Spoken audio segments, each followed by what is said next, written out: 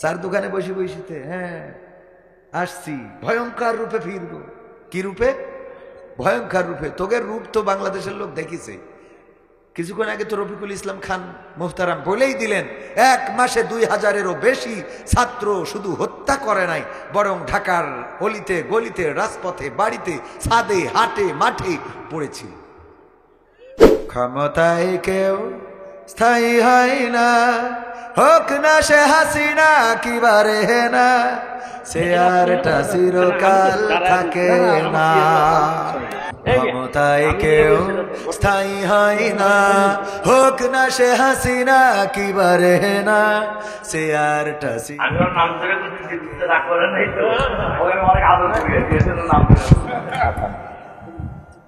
সম্মানিত সুধী মণ্ডলী, যে কথাটা আমি বলতেছিলাম, আপনাদের কাঙ্ক্ষিত প্রধান বক্তা, আন্তর্জাতিক খ্যাতি সম্পন্ন মুফাসসিরে কোরআন, উদীয়মান তরুণ বক্তা ইতিমধ্যেই আপনাদের সামনে উপস্থিত হয়েছেন। উনি আর অল্প সময়ের মধ্যে গুরুত্বপূর্ণ বক্তব্য রাখবেন।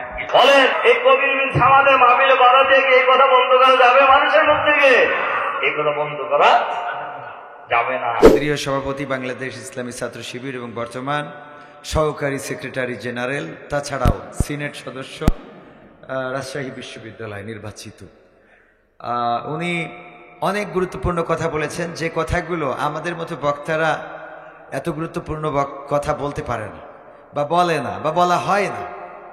আমাদের মুহতারাম বলেছেন, শুধু বলেননি, উনি আপনাদের এই মাদ্রাসার জন্য 10,000 টাকাও দিয়ে গিয়েছেন। খুশি কিনা আপনারা? জামাত ইসলাম শুধু ইয়ানত নেয় না, এখন আলহামদুলিল্লাহ দেয়ও। আগে স্টেজে উঠতে দেননি, তা দেবে কেমন? ঠিক না বেঠিক? আগে অন্তত এই নেতাগুলো স্টেজে উঠার চিন্তা তো দূরের কথা, এদের নাম পোস্টারে দেওয়া তো দূরের কথা, শ্রোতাও হবে, এইটাও যদি জানতো তাহলে সেই মাহফিল বন্ধ হয়ে যেত। ঠিক না বেঠিক? তো মোহতারাম, আমাদের শ্রদ্ধাভাজন রাহবার, বাংলাদেশের ইসলামী আন্দোলনের অন্যতম নেতা জনাব আলহাজ মাওলানা রফিকুল ইসলাম খান সাহেব, উনি 10,000 টাকা পুকুরপাড় SNB ফাজিল ডিগ্রি মাদ্রাসার উন্নয়ন কল্পে দান করেছেন। আল্লাহ মুহতারামের দানকে কবুল করেন। এখন ঢাকায় আছেন, বাংলাদেশ ইসলামী ছাত্র শিবির সিরাজগঞ্জের সভাপতি ছিলেন, সামনে চেয়ারম্যান ইলেকশন করবেন। 10,000 টাকায় চেয়ারম্যান ইলেকশন হবে না? ও আরো পরে দেবে ইনশাআল্লাহ। যাক, তাইলে মেনে নিই নাকি? না হইলে আর একটু চাপ দিতাম। আল্লাহ কবুল করুন, বলেন আমিন। মুহতারাম, আপনাদেরই সন্তান, এই ইউনিয়নের সন্তান, ঢাকাতে যদিও নিজের মোটামুটি বসার একটা জায়গা করেছেন, আপনাদের জন্যেই, এই সমাজের জন্য তিনি ভূমিকা রাখবেন এবং রাখছেন। আজকের এই 10,000 টাকা, আল্লাহ এই দানকে কবুল করে নিন, নেক মাকসাদ পুরা করে দিন, বলেন আমিন। আরো যারা দিবেন তারা প্রস্তুতি নেন। আমরা যেহেতু কাল আবার এই মাহফিল রয়েছে, কাল আবার রয়েছে না, কালকে আবার মাহফিল, এদিকে কুয়াশা যেভাবে ধেয়ে আসতেছে তাতে করে শীতটা অনেক বেশি মনে হচ্ছে। আমার যুবকেরা দাঁড়ানো এই ডান পাশে, যদি বসার সুযোগ হয় তাহলে মনে হয় বসলে, আর শীতের সময় অনেকেই পকেটে হাত দিয়ে দাঁড়িয়ে থাকতেও ভালো লাগে, তো সুতরাং ভালো লাগলে দাঁড়ায় থাকলেও অসুবিধা নেই। আর যদি বসা যায় তাহলে বসবেন, এখানে বসলে ক্ষতি হবে না, বরং হতে পারে এই মাহফিলটা আপনার আমার নাজাতের ওসিলা। আল্লাহ কাকে কখন কি করবেন আমরা কেউ জানি না, ঠিক না বেঠিক? 5 দিন আগেও যাদের ঘর বাড়ি ছিল আজকে অনেকের ঘর বাড়ি নাই, ঠিক না বেঠিক? নদীর একুল ভাঙে অকুল গড়ে, এই তো নদীর খেলা, সকাল বেলার ধ্বনি তুমি, ফকির সন্ধ্যাবেলা। আবার যদি আমরা এটা বলি, নদীর একুল ভাঙে অকুল গড়ে, এই তো নদীর খেলা, সকাল বেলার ফকির তুমি, ধনী সন্ধ্যাবেলা। ঠিক না বেঠিক? সকাল বেলার ফকিরকে বিকাল বেলায় ধনী বানিয়ে দিতে পারেন কে? ইতিপূর্বে বানিয়েছে না বানাই নাই? যে বলেছিল যে এই নদীতে পদ্মায় ফেলে দিতে হবে টুস করে, সুবানি খেয়ে যেন মারা যায়, সে সেই চেয়ারে বসেছে যেই চেয়ার থেকে ডুবাইতে চাইছিল, ঠিক না বেঠিক? আর যে ডুবাইতে চাইছিল সে পদ্মা তো দূরের কথা, পদ্মার সাথে সংযোগ আছে, ও পারে চলে গেছে, ঠিক না বেঠিক? এই পারেও থাকার সুযোগ নাই। এই জন্যে নদীর একুল ভাঙে অকুল গড়ে, এই তো নদীর খেলা, সকাল বেলার ফকির তুমি, ধনী সন্ধ্যাবেলা। আমরা উল্টোটা বলি, সবসময় মানুষের নেগেটিভ বুঝায়। কি বুঝায়? যে দিয়ে ধন বোঝে মন, কেড়ে নিতে কতক্ষণ।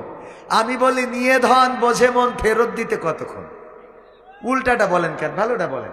খালি নেগেটিভ বুঝায় আমরা, মানুষের ভয় দেখায়। ভয় দেখানোর দরকার নাই তো, ভালোটা বলেন।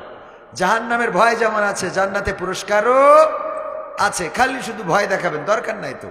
আল্লাহ যাকে চান তাকে জান্নাত দিবেন, যাকে চান তাকে জাহান্নাম দিবেন। আজকের এই মাহফিল হতে পারে এই শীতের রাতকে যারা উপেক্ষা করে এখানে এসেছেন, বসেছেন, দাঁড়িয়েছেন, এই মাহফিলটা আমাদের নাজাতের ওসিলা হয়ে যেতে পারে।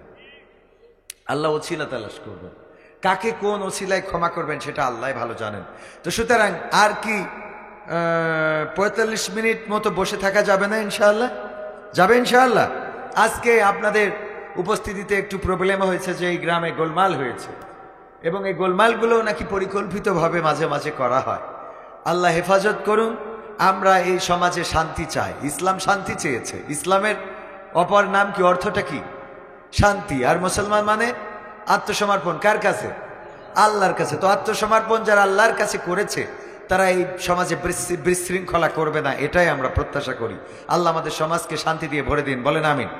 ইন্নাল হামদালিল্লাহি নাহমাদুহু ওয়া নাস্তাঈনুহু ওয়া নাস্তাগফিরুহু ওয়া নু'মিনু বিহি ওয়া নাতাওয়াক্কালু আলাইহি ওয়া নাউযু বিল্লাহি মিন শুরুরি আনফুসিনা ওয়া মিন সাইয়্যাতি আমালিনা মান ইয়াহদিহিল্লাহু ফালা মুদিল্লা লাহু ওয়া মান ইউদ্লিলহু ফালা হাদিয়া লাহু ওয়া নাশহাদু আল লা ইলাহা ইল্লাল্লাহু ওয়া নাশহাদু আন্না সাইয়্যিদানা মুহাম্মাদান আবদুহু ওয়া রাসূলুহু আল্লাযী আরসালাহু বিল হাক্কি বাশীরান ওয়া নাযীরা ওয়া দাঈয়ান ইলাল্লাহি বিইذনিহি ওয়া সিরাজাম منيرا فقد قال الله تعالى في كلامه المجيد والفرقانه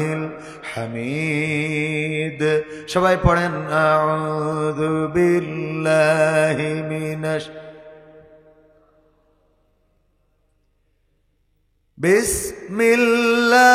বিসমিল্লাহির রাহমানির রহিম ইয়া আইয়ুহাল্লাযীনা আমানু ইত্তাকুল্লাহ হাক্কা তুকাতিহি ওয়া লা তামুতুন্না ইল্লা ওয়া আনতুম মুসলিমুন وقال الله تعالى في شان حبيبه إن الله وملائكته يصلون على النبي يا أيها الذين آمنوا صلوا عليه وسلموا تسليما اللهم صل على سيدنا مولانا محمد وعلى آل سيدنا এসো হে রাসূল আবার ফিরি আমাদের মাঝে রে নতুন করে খুতবা দিতে কাবার মিনার পরে আল্লাহুম্মা সাল্লি আলা সাইয়্যিদিনা মাওলানা মুহাম্মদ وعلى آل سيدنا নবীর নামে দুরূদ শরীফ পড়িবে যে জন তার জন্যে যে হারাম হবে জাহান্নামের আগুন আল্লাহ সাল্লি আলা সাইয়্যিদিনা মাওলানা মুহাম্মদ ওয়া আলা আলি সাইয়্যিদিনা লা ইলাহা ইল্লাল্লাহ লা ইলাহা ইল্লাল্লাহ লা ইলাহা ইল্লাল্লাহ মুহাম্মাদুর রাসূলুল্লাহ সুবহানাল্লাহ ওয়ালহামদুলিল্লাহ লা ইলাহা সুবহানাল্লাহ ওয়ালহামদুলিল্লাহ লা ইলাহা ইল্লাল্লাহ সুবহানাল্লাহ ওয়ালহামদুলিল্লাহ লা ইলাহা ইল্লাল্লাহ মুহাম্মাদুর রাসূলুল্লাহ সাল্লাল্লাহু আপন আপন বলিস কারে কেউ তো আপন হয় না আপন আপন বলিস কারে কেউ তো আপন হয় না স্বার্থ ছাড়া এই ভুবনে আপন তো কেউ রয় না স্বার্থ ছাড়া এই ভুবনে আপন তো কেউ রয় না আপন আপন বলো কারে কেউ তো আপন হয় না আপন আপন বলিস কারে কেউ তো আপন হয় না স্বার্থ ছাড়া এই ভুবনে আপন তো কেউ রয় না স্বার্থ ছাড়া এই ভুবনে আপন তো কেউ রয় না চোখ বুঝিয়া ভাবরে মন কে তোরা আপন জন ভালোবাসা পাওয়ার জন্যে আছে কি কারণ চোখ বুঝিয়া ভাব মানুষ কে তোমার আপন জন ভালোবাসা পাওয়ার জন্যে আছে কি কারণ চোখের আড়াল হলে দেখিস চোখের আড়াল হয়ে দেখিস তোর কথা কেউ কই না স্বার্থ ছাড়া এই ভুবনে আপন তো কেউ রয় না স্বার্থ ছাড়া এই ভুবনে আপন তো কেউ রয় না কার জন্যে এই ভালোবাসা টাকা ঘরার বাড়ি মরার পরে কবরেতে রাখবে তাড়াতাড়ি কার জন্যে এই ভালোবাসা টাকা ঘরার বাড়ি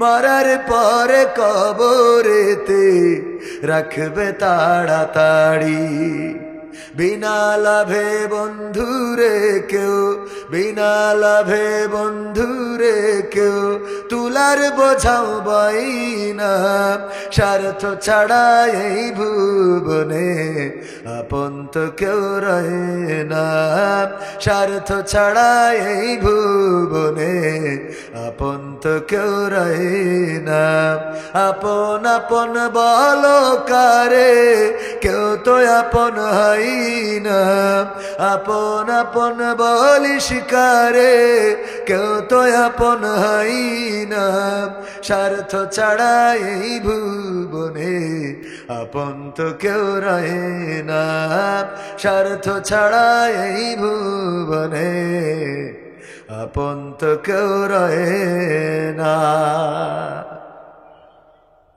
ঠিক বললাম না ঠিক বললাম কথা যেগুলো বললাম একটাও কি এর মধ্যে ভুল বলেছি কারণটা কি প্রমাণিত যতদিন দিতে পারবেন ততদিন আপনার মূল্য আছে যতদিন দিবেন ততদিন মূল্যায়ন করবে। যখন দেওয়া বন্ধ করে দেবেন তখন সন্তানের কাছে পিতার দাম নাই, ঠিক না বে ঠিক? পুত্রবধূর কাছে শ্বশুরের দাম নাই, ভাইয়ের কাছে বোনের দাম নাই, মায়ের কাছে সন্তানেরও দাম নাই। সন্তান যদি থাকে 4 জন, একজন খুব দেখে খুব দেয়, আর একজন দিতে পারে না। মা জননীও দেখা যায় যে বেশি দেয় তার পক্ষ নিয়ে কথা বলে, আছে না নাই? ওগো আমার ভাইয়েরা, সুতরাং যতদিন দিবেন ততদিন আপনার কদর করবে, মূল্যায়ন করবে। যখন দেওয়া বন্ধ হয়ে যাবে দেখবেন অনেকে অসুস্থ হয়ে পড়ে থাকে। মসজিদে আসে ইমাম সাহেবকে বলে, হুজুর আপনি কিছু ছাত্রদেরকে নিয়ে আমার বাড়িতে চলেন, আমার বাবা অসুস্থ অবস্থায় আছে, তার চারিপাশে একটু কোরআন পড়তে হবে। তার কারণ হলো তাড়াতাড়ি করে কোরআন পড়ে যেন আজরাইলের ডেকে নিয়ে আসা যায়, ঠিক না বে ঠিক? হুজুর এতদিন টেলিভিশন চালাই, এই জন্য মনে হয় আজরাইল আসে না। আপনি যে ছাত্রদের নিয়ে কোরআন পড়বেন তাইলে মালাকুল মাউত আসতে পারে। আমার আব্বা মৃত্যু যন্ত্রণায় কষ্ট পাচ্ছে, কোরআন পড়লে একটু সহজ হয়ে যাবে, তার মানে জানো তাড়াতাড়ি চলে যাই রে, ঠিক না বেঠে? যতদিন দিয়েছেন ততদিন মূল্য ছিল। উৎকৃষ্ট উদাহরণ যদি দিতে চাই, আমার বাংলাদেশের সাবেক প্রধানমন্ত্রী শেখ হাসিনা, তার স্মৃতি বিজড়িত এবং তার বাবার স্মৃতি বিজড়িত বাড়ি ঢাকার 32 নম্বর ধানমন্ডি, সেই বাড়িটা ভেঙে চুরমার করে দিল, তছনছ করে দিল। বঙ্গবন্ধু মারা যাওয়ার পরে নাকি আপনার এলাকায় বাড়ি বাঘা সিদ্দিকী টাঙ্গাই, ঠিক না বে ঠিক? তারা নাকি রাজপথে নেমেছিল। শামীম ওসমান সংসদে গল্প শুনাল, বন্দুক নিয়ে নেমে পড়েছে যে কাউকে দুনিয়ায় রাখবে না। কত গল্প শোনালো সংসদে যে আমরা আছি, নেত্রী ভয় নাই, নেত্রী তুমি এগিয়ে চলো, নেত্রী তুমি গুলি মারো, আমরাই আছি তোমার সাথে, ঠিক না বে ঠিক? সেই নেত্রী চলে গেল, নেত্রীর আগেও অনেকেই গিয়েছে, পরেও গিয়েছে। আর ধানমন্ডি যেই বঙ্গবন্ধুর স্মৃতি বিজড়িত বাড়িটা ভেঙে তছনছ করে দিল। এত বড় বড় আওয়ামী লীগের নেতা যারা বলল খেলা হবে, পালাবো না, বলেছে না বলে নাই? তারপরে আমার ছাত্রলীগ যুবলীগের ভাইয়েরা বলল, ওরা যদি প্রসাব করে, পিসাব করে, মানে বাংলা কথায় মুইতে দেয় আর কি, যদি এইটা করে তাইলে বানের পানির মতো ভেসে যাবে। অথচ ধানমন্ডিতে এমন একটা কাজ করা হলো, সেইখানে কোনো ছাত্রলীগ যুবলীগ আওয়ামী লীগ পাওয়া গেল না, কেউ বাধা দিতে আসলো না। আমি বলি, ওগো আমার আওয়ামী লীগের ভাইয়েরা, এত বড় বাড়ি, বঙ্গবন্ধুর স্মৃতি বিজড়িত 3 তলা বাড়িটা, এবং আন্ডারগ্রাউন্ড কেউ বলে আয়না ঘর, সেটা নাকি সিঞ্চন করা হয়েছে। তার মধ্যে কিছু হাড়গোড়, তার মধ্যে কিছু বাচ্চাদের শার্ট, কিছু জুতা, এগুলো পুরাতন থাকতেই পারে। আর হাড়গোড় মানুষের না গরুর না কুত্তার, সেটাও তো বোঝা কষ্ট। ডিএনএ টেস্ট করলে বোঝা যাবে। যাই পাওয়া যাক না কেন, এই বাড়ি এত কিছু করা হলো, একজনও ওখানে যেহেতু কথা বলেন নাই, এখন চায়ের দোকানে বিড়ি টানবেন আর বলবেন যে আমরা আগামী দিনে চট করে ঢুকে পড়বো, খেলা আবার হবে, এইটা কিন্তু আর সহ্য করা হবে না, ঠিক না বে ঠিক? বাড়ি ঘরগুলো ভাঙা হচ্ছে, তছনছ করে দেওয়া হচ্ছে, শহরে বন্দরে হামলা করা হচ্ছে। বাধা যেহেতু দিতে পারছেন না, সাহস নাই, সুতরাং স্যার দোকানে বসে বলবেন না আগেই তো ভালো ছিলাম। হ্যাঁ, স্যার দোকানে বসে বসিতে, হ্যাঁ আসছি, ভয়ঙ্কর রূপে ফিরবো। কি রূপে? ভয়ঙ্কর রূপে। তোদের রূপ তো বাংলাদেশের লোক দেখিছে। কিছুক্ষণ আগে তো রফিকুল ইসলাম খান মুহতারাম বলেই দিলেন, 1 মাসে 2000-এরও বেশি ছাত্র শুধু হত্যা করে নাই, বরং ঢাকার অলিতে গলিতে, রাজপথে, বাড়িতে, ছাদে, হাটে, মাঠে পড়েছিল। সুতরাং তোমরা কত ভয়ঙ্কর জাতি দেখেছে, এর থেকে ভয়ঙ্কর রূপে ফিরবা। সেই ভয়ঙ্কর এ জাতি জানে যে তোমরা ফিরলে কত ভয়ঙ্কর হবা। কারণ তোমাদের পিলখানা হত্যাকাণ্ড, আলেম ওলামা হত্যা, আমিরে জামাতদেরকে হত্যা, সেক্রেটারি জেনারেল হত্যা, এমনকি বিএনপির শাখা চৌধুরী সহ অনেক নেতাকর্মী হত্যা, খুন, গুম, অপহরণ, ধর্ষণ, এগুলো তোমাদের নিত্য নৈমিত্তিক ব্যাপার ছিল। এমনকি দাদার দেশে পালিয়ে যেও সেখানকার প্রশাসনের হাতে ধর্ষণের অপরাধে ধরা খেয়েছে। তার মানে ওএনএসেও মেশিন ঠিক রাখতে পারি না, ঠিক না বে ঠিক? তো এর থেকে ভয়ঙ্কর হলে কি হইতে পারে? সুতরাং আমরাও সব রকম ভয়ঙ্কর মোকাবেলা করার জন্য প্রস্তুত আছি।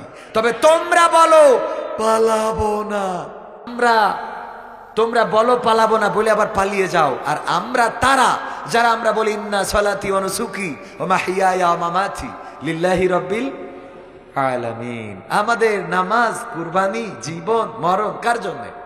সুতরাং আমরা পালাবো না। আমাদের জীবন আল্লাহর জন্য, মরণও আল্লাহর জন্য। আমরা তো তারা যারা আমাদের পূর্বপুরুষরা দোয়া চাইতেন, বিশ্বনবীর কাছে এসে বলতেন, ওগো বিশ্বনবী, আমি তো কিছুই দিতে পারলাম না, আজকের এই যুদ্ধের সবাই তো টাকা দিয়েছে, পয়সা দিয়েছে, অর্থ দিয়েছে, এই তাবুকের যুদ্ধে আমি কিছু দিতে পারলাম না। ওগো নবী গো, আপনার কাছে একটু দোয়া চাই, আপনি যদি দোয়া করেন সেই দোয়া কবুল হয়ে যায়, কারণ আপনি মুস্তাজাবুদ দাওয়া, আপনি যে দোয়া করেছেন সেই দোয়া কবুল হয়েছে। আবু হুরায়রার জন্য দোয়া করেছেন, কবুল হয়েছে। মসজিদের কিবলাটা নামাজের মধ্যে আপনি মনে মনে চেয়েছেন আম্মা যেন কিবলাটা বাইতুল মাকদাস থেকে যেন বাইতুল হারাম হয়ে যায়, আল্লাহর ঘর যেন কাবাটা হয়ে যায়। আল্লাহর ঘর সেটা আল্লাহ রাব্বুল আলামিন বাইতুল মাকদাস থেকে ঘুরিয়ে মক্কার পানে করে দিয়েছেন। ওগো নবী, একটু দোয়া করে দেন আজকের এই যুদ্ধের ময়দানে যে যেন আমার জীবনটা দিয়ে দিতে পারি, এই দোয়াটা আল্লাহর কাছে করে দেন। আল্লাহর নবী দোয়া করলেন, ওগো আব্দুল্লাহ জুলবাজাদাইন, তোমার জন্য আল্লাহর কাছে দোয়া করি, হে আমার রব, আমি আব্দুল্লাহ জুলবাজাদাইন তার রক্ত কাফেরদের জন্য হারাম করে দিলাম। আমাদের সেই শিক্ষা এখনো আছে না নাই? আমরা এখনো দোয়া করি, হে রব, তুমি আমাদেরকে কোন অ্যাক্সিডেন্টে মরণ দিও না, তুমি আমাদের রোগে শোকে মরণ দিও না, তুমি আমাদের হার্ট স্ট্রোকে, ব্রেন স্ট্রোকে মরণ দিও না, তুমি আমাদের পানিতে ডুবাইয়ে চুবাইয়ে মরণ দিও না, তুমি আমাদের বিমান ক্র্যাশ খাইয়ে মরণ দিও না, তুমি আমাদের হেলিকপ্টার বিধ্বস্ত করিয়ে মরণ দিও না। ওগো আল্লাহ, মরতেই যখন হবে তোমার দিনের আন্দোলনে থেকে যেন বাতিলের মোকাবেলায় কোরআন বুকে ধারণ করে যেন রাজপথে থেকে এই জীবনটা দিয়ে দিতে পারি। আল্লাহ, তুমি আমাদের শাহাদাতের মৃত্যুটা নসিবে করে দাও। আমরা তো সেই জাতি যারা শাহাদাতের মৃত্যু প্রত্যাশা করি। আমরা গান গাই, আমাকে শহীদ করে সেই মিছিলে শামিল করে নিও, যেই মিছিলের নেতা আমির হামজা, খুবাইব খাবাব তোমার ছিল যারা অতি প্রিয়, শামিল করে নিও, আমাকে শহীদ করে সেই মিছিলে শামিল করে নিও। শাহাদাত শাহাদাত শাহাদাত চায়, শহীদ হয়ে বাঁচতে চায়, শাহাদাত শাহাদাত শাহাদাত চায়, শহীদ হয়ে বাঁচতে চায়। যে পথে শাহাদাত সে পথে জীবন হারাতে চায়, শাহাদাত শাহাদাত শাহাদাত চায়, শহীদ হয়ে বাঁচতে চায়। ঠিক না বেঠে? আমরা শাহাদাত প্রত্যাশা করি, আমরা এই মৃত্যুটাকে বরণ করার জন্য প্রস্তুত থাকি। আল্লাহর নবী আব্দুল্লাহ জুলবাজাদাইনের জন্য দোয়া করলেন, আল্লাহ তার মৃত্যুটা যেন কাফেরদের হাতে না হয়, কাফেরদের জন্য তার রক্তটা হারাম করে দিলাম। আব্দুল্লাহ জুলবাজাদাইন বললেন, ওগো বিশ্ব নবী, আমি তো সে যে ইসলাম কবুল করার কারণে আমার চাচা সব সম্পদ থেকে বহিষ্কার করেছে, এমনকি আমার কাপড় পর্যন্ত খুলে রেখে দিয়েছিল। ওগো নবী, আজকে আমি নিঃস্ব অসহায়, যুদ্ধের ময়দানে কিছু দিতে পারলাম না, জীবনটা দিতে চাইলাম, সেটাও আপনি কাফেরদের জন্য হারাম করে দিলেন, রক্তটা হারাম করে দিলেন। আপনি মুস্তাজাবুদ দোয়া, আপনার দোয়া কবুল হয়ে যায়। ওগো বিশ্ব নবী, এখন তো আমি আর শহীদ হতে পারবো না, শহীদের রাস্তাটা বন্ধ হয়ে গেল।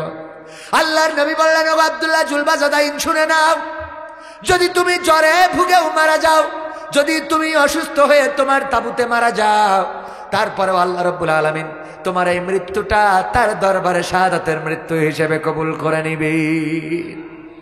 সুবহানাল্লাহ। আমাদের এই তামান্না থাকার দরকার আছে না নাই? বিশ্বনবী বলেছেন, যার মনের মধ্যে শহীদি তামান্না নাই, যেই মুসলমানের বুকের মধ্যে শাহাদাতের তামান্না নাই, তার মৃত্যুটা হবে মুনাফিকের মৃত্যু। আমরা কি সেই মৃত্যু চাই? আমরা মুনাফিকের মৃত্যু চাইব না। মুনাফিক মানে এত ভয়ঙ্কর, জাহান্নামের সর্বনিম্ন স্তরে থাকবে। শুধু তাই নয়, এর ঘটনা যদি জানেন, ওমর রাদিয়াল্লাহু তাআলা আনহুকে যখন আবু লুলু আক্রমণ করলেন ফজরের সময়, অনেক লম্বা ঘটনা, সময় অল্প, শর্টকাটে শুনিয়ে কিছু সঙ্গীত শোনাবো। ওগো আমার ভাইয়েরা, আবু লুলু হামলা করলো, এক ইহুদির গোলাম নামাজের সময়টাকে বেছে নিলেন, গুপ্ত হামলা চালালেন, 7টারও বেশি আঘাত করলেন। সবচেয়ে বড় আঘাতটা ছিল পেটের মধ্যে। পেটের মধ্যে ছুরিটা ঢুকিয়ে দিয়ে টান দিয়েছিলেন, এবং তার ছুরিটা, খঞ্জরটা ছিল এমন, দুই পাশে ধারালো, মাঝখানে হাতল। এই খঞ্জরটা আবু লুলু নিজেই বানিয়েছিল। সে একজন ভালো কামার ছিল, সে নিজেই বানিয়ে বিষের মধ্যে ভিজিয়ে রেখেছিল 1 মাস। তারপরে সুযোগ বুঝে মসজিদে নববীতে ঢুকলেন। তখনকার সময় আলো ছিল না, 2টা বাতি জ্বলছিল কোনো মতে। কখন ঢুকেছেন কেউ জানে না। ওমর রাদিয়াল্লাহু তাআলা আনহু নামাজের ইমামতিতে দাঁড়ালেন, 2য় রাকাতে হামলা করলেন। ওমর রাদিয়াল্লাহু তাআলা আনহু বেহুশ হয়ে পড়ে গেলেন। আবু লুলুকে ধরার জন্য সাহাবীরা যখন পিছু নিল, সে একে একে 7 জনকে শহীদ করে দিল। শুধু তাই নয়, তারপরে তাকে ধরে ফেলা হলো, চাদর ছুঁড়ে দিয়ে তাকে আটকানো হলো। আবু লুলু বুঝতে পারলো এবার তো আর রক্ষা নাই, নিজের ওই ছুরিটা আবার নিজের গলায় চালালো, চালিয়ে সেও বিদায় নিল। হযরত ওমর রাদিয়াল্লাহু তাআলা আনহু যখন হুঁশ ফিরে পেলেন, তখন বললেন, আমার জন্য পানি নিয়ে আসো। মানুষেরা চিন্তা করলো, সাহাবীরা চিন্তা করলো হয়তো বা পানি পান করবেন, কিন্তু না। হুঁশ ফিরে পাওয়ার পরে উজু করলেন, তারপরে বললেন, আমি ফজরের নামাজটা শেষ করতে পারি নাই, সুতরাং আমি নামাজটা শেষ করব। তোমাদের নামাজ হয়েছে নাকি? বলল, হ্যাঁ, আপনার অসুস্থ, আপনি যখন আহত হয়েছেন তখন অন্য একজনকে ইমাম বানিয়ে আমরা নামাজটা আদায় করে নিয়েছি। ওমর রাদিয়াল্লাহু তাআলা আনহু দুধ পান করলেন। হাকিম যখন দুধ খাওয়ালেন, সেই দুধটা পেট থেকে বের হয়ে গেল, গড়গড় করে পড়ে গেল। বললেন, ওগো ওমর রাদিয়াল্লাহু তাআলা আনহু, আমার কাছে আর তেমন কোনো চিকিৎসা ব্যবস্থা নাই যেটা দিয়ে আপনাকে আবার ব্যাক করাতে পারি, ফেরাতে পারি। সম্ভবত আপনাকে দুনিয়ায় বেঁচে থাকার আশাটা ছেড়ে দিতে হবে। ওমর রাদিয়াল্লাহু তাআলা আনহু ডাক দিলেন সন্তান আব্দুল্লাহ ইবনে ওমরকে, ডেকে বললেন, আব্দুল্লাহ ইবনে ওমর, শোনো, তুমি যাও হুযায়ফা রাদিয়াল্লাহু তাআলা আনহুকে ডেকে নিয়ে আসো। হুযায়ফা রাদিয়াল্লাহু তাআলা আনহুকে ডেকে আনা হলো। ওমর বললেন, ওগো হুযায়ফা, আমার তো যাওয়ার সময় হয়ে এসেছে, পৃথিবী ছেড়ে বিদায় নিতে হবে। আমি জানি তোমার কাছে আল্লাহর নবী একটা লিস্ট করে দিয়েছেন, মুনাফিকের লিস্ট। এই মদিনায় কারা কারা মুনাফিক, তাদের একটা নামের তালিকা দিয়েছে। আমি সেই দিন থেকে বড্ড ভয়ে আছি, না জানি আমার নামটা ওই লিস্টের মধ্যে আছে নাকি। ওগো হুযায়ফা, মৃত্যুর সময় যদি এটা জানতে পারতাম যে আমার নামটা মুনাফিকের খাতায় আছে নাকি, ওই লিস্টের মধ্যে বিশ্বনবী দিয়েছেন নাকি, এটা যদি জেনে মরতে পারতাম তাইলে একটু শান্তি পেতাম, অথবা দুশ্চিন্তাগ্রস্ত হয়ে যেতাম। একটু নাম আছে কিনা জানতে চাই। হুযায়ফা রাদিয়াল্লাহু তাআলা আনহু বললেন, ওগো ওমর, আমার নামের যে তালিকা আছে এটা তো সিক্রেট, কার নাম আছে এটা বলতে পারবো না, তবে এতটুকু বলতে পারি, ওমর বলে কোনো নাম আমি এখনো পাই নাই। ওমর রাদিয়াল্লাহু তাআলা আনহু এমন একজন ব্যক্তি ছিলেন যিনি রাতের অন্ধকারে মানুষের দুঃখ দুর্দশা দেখে বেড়াতেন। এমন একজন ব্যক্তি ছিলেন যিনি অভাবীর অভাব মোচন করে দিতেন। পরকাল সম্বন্ধে এতটাই ভীত ছিলেন। একবার একজন আসলেন আল্লাহর নবীর সাহাবী, ইসলামের 2য় খলিফা ওমরের কাছে ফতোয়া জিজ্ঞাসা করার জন্য। জিজ্ঞাসা করলেন কোথায়, বলল উনি পানি আনতে গিয়েছেন কূপে। সেই রাস্তায় হাঁটা শুরু করলেন। পথিমধ্যে ওমর রাদিয়াল্লাহু তাআলা আনহুর সাথে দেখা হয়ে গেল, কাঁধের উপরে পানির একটা পাত্র। ওই লোকটি বললেন, ওগো ওমর, সালাম বলে বললেন, আপনার কাছে এসেছি একটু ফতোয়া জানার জন্য। বলল, ঠিক আছে, এখানে বলবেন নাকি আমার দরবারে গিয়ে বলবেন? এখানেই বলে ফেলি, যদি একটু বসতেন। ওমর রাদিয়াল্লাহু তাআলা আনহু বসলেন, কিন্তু পানির পাত্রটা মাটিতে রাখলেন না, তিনি রাখলেন নিজের হাঁটুর উপরে।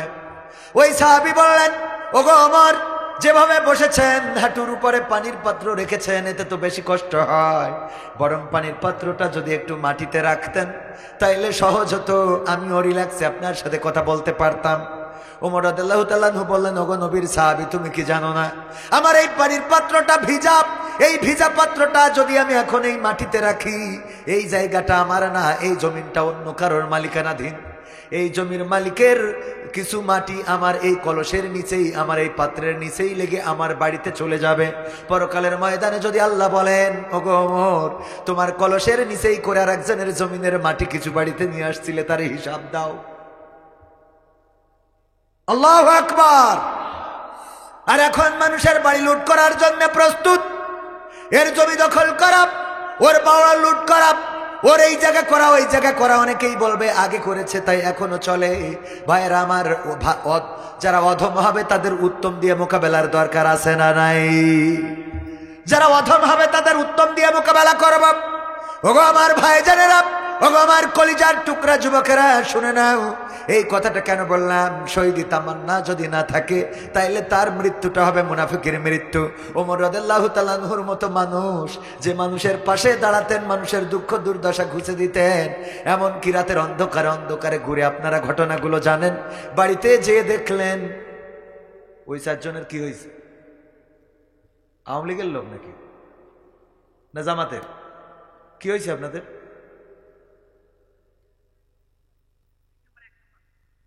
এক নম্বর না, ভালো কথা ভালো লাগে না, কিছু শয়তান থাকি। আর আগে ওঠে দাড়িওয়ালা, টুপিওয়ালা, জুব্বাওয়ালা, পাঞ্জাবিওয়ালা, এইগুলো আগে ওঠে, ওইটা জায়গায় করে দেয়, পরে যে দাড়ি ছাড়ারা ওঠে।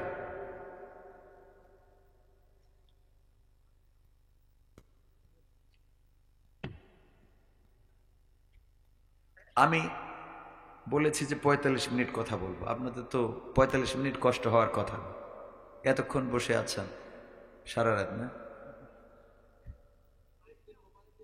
আল্লাহ কবুল করুন, বলেন আমি। এই উঠা উঠি, আমি কথা বলছি, খারাপ কোনো কথা বলেছি এখানে?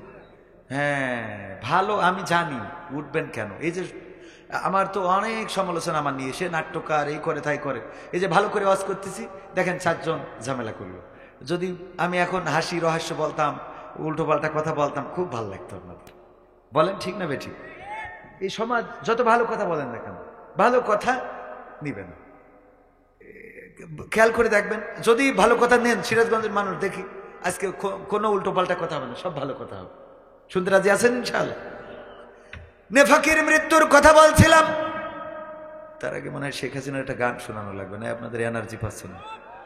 হ্যাঁ, ক্ষমতায় কেউ, মানে বুঝতে পারি, কারণ আমার কাছে অনেকেই ওয়াজ আশা করে না। অনেকে মনে করে ওয়াইসে গান গাবে, এই হ্যালো বলবে, খেলা হবে, এইগুলো বলবে, ঠিক না? এইগুলো আমার কাছে, আমি খুব বিপদে। এইগুলো বললেও বিপদে, না বললেও বিপদে। এইগুলো বললে অনলাইনে সমালোচনা করে যে সে এই জায়গায় যে ওয়াজের স্টেজটারে হাসি তামাশার পাত্র বানিয়ে ফেলেছে। আবার এইগুলো না বললে তো সামনে শ্রোতা ধরে রাখাও তো কষ্ট হয়ে যায়। ক্ষমতায় কেউ স্থায়ী হয় না, হোক না সে হাসিনা কিবারে না, সে আরটা চিরকাল থাকে না। এবার দেখিস এনার্জি ফিরে। ক্ষমতায় কেউ স্থায়ী হয় না, হোক না সে হাসিনা কিবারে না, সে আরটা চিরকাল থাকে না। ক্ষমতায় কেউ স্থায়ী হয় না। মুজিবুর বেশি দিন থাকেনি, জিয়াউর কেউ তো রাখেনি।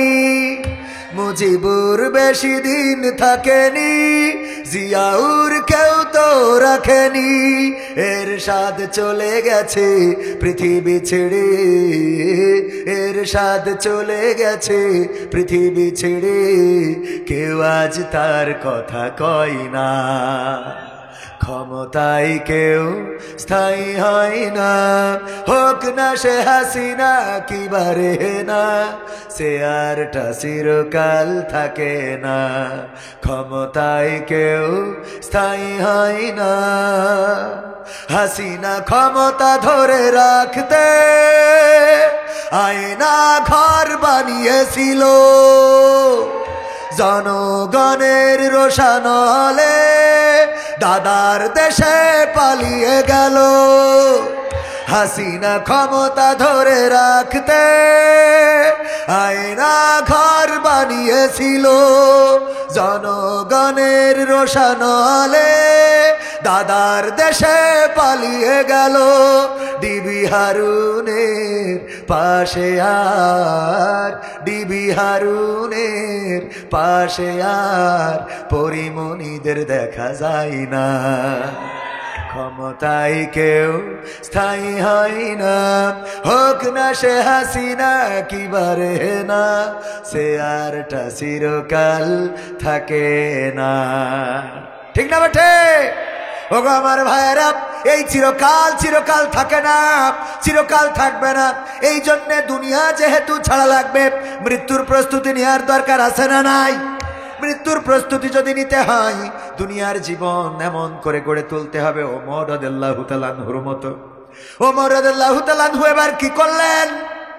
হুযায়ফাকে ডাকার পরে যখন শুনলেন এই লিস্টের মধ্যে ওমর বলে কোন নাম নাই বললেন আমি নিশ্চিন্ত হলাম এখন আমি মারা যেও শান্তি পাবো আমার মনের মধ্যে সেই দিন থেকে দুশ্চিন্তা যেই দিন থেকে জেনেছি আল্লাহর রাসূল মুনাফিকদের লিস্ট করে দিয়েছেন ওই দিন থেকে ভয় হতো ওগো হুযায়ফা না জানি আমার নামটা এর মধ্যে আছে কিনা এবার আব্দুল্লাহ ইবনে ওমরকে ডেকে বললেন যাও আম্মা আয়েশা রাদিয়াল্লাহু তাআলা আনহাকে সালাম বলবা আর তাকে বলবা ওমর রাদিয়াল্লাহু তাআলা আনহু বলেছে আমাকে বলবা না যে আমিরুল মুমিনিন বলেছে বলবা না যে আরবের খলিফা বলেছে সালাম বলে বলবা ওমর বলেছেন সালাম বলেছেন আপনাকে সেই সাথে একটা অনুরোধ করেছেন অনুনয় করেছেন বিনয় করে একটা আরজি করেছেন সেটা হলো আল্লাহর নবী যেখানে ঘুমিয়েছেন ও আবু বকর রাদিয়াল্লাহু তাআলা আনহু যেখানে ঘুমিয়েছেন তার পাশে যে খালি জায়গাটা আছে ওই জায়গাটায় আমি ওমর একটু দাবি করছি আমার কবরটা যেন দেওয়া হয়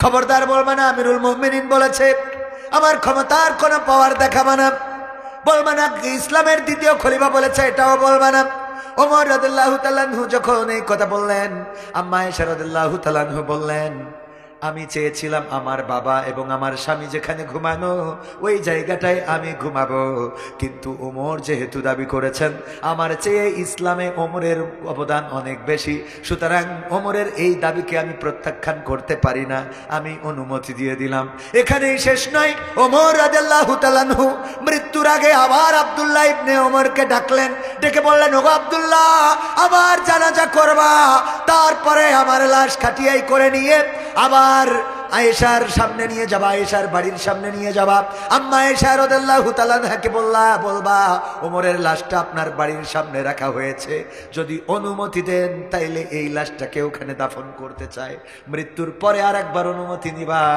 যদি আমি মৃত লাশটারে অনুমতি দেই তাইলে এখানে দাফন করবা না হইলে জান্নাতুল বাকিতে আমারে দাফন করে দিবা এই ছিল ওমর রাদিয়াল্লাহু তাআলা আনহু যে নিজের খেলাফতের পাওয়ার দেখায় নাই নিজে আমিরুল মুমিনিন এই পাওয়ারটা দেখায় নাই যে মানুষের গরিব দুঃখীর দুঃখ মোচন করে দিয়েছেন রাতের অন্ধকারে ঘুরেছেন কে খেয়ে আছে কে না খেয়ে আছে সবার জানা কথা একটা বাড়িতে দেখলেন যে একজন মহিলা হাড়িতে জাল দিচ্ছেন কি জাল দিচ্ছেন জানেন না উনি দেখতে লাগলেন জাল দিতে দিতে বাচ্চারা কাঁদতে কাঁদতে ঘুমিয়ে গেল ওমর রাদিয়াল্লাহু তাআলা আনহু বাড়িতে ঢুকলেন তারপরে বললেন ওগো কি জাল দিচ্ছিলে গো মহিলা কি এমন জ্বালাচ্ছিলে যে রান্না শেষ হয় নাই তোমার সন্তানেরা ঘুমিয়ে গেল ওমর রাদিয়াল্লাহু তাআলা আনহুকে সেই মহিলা জানালেন আমার সন্তানেরা ক্ষুধার্ত ৩-৪ দিন ধরে কিছু খায় না আমার বাড়িতেও কিছু নাই কোনো খাবার ব্যবস্থা করতে পারি নাই এই জন্য পাথর কুড়িয়ে এনে জ্বালাচ্ছিলাম যেন ওরা সান্ত্বনা পায় আর আমি জানি ওরা ক্লান্ত হয়ে একসময় ঘুমিয়ে পড়বে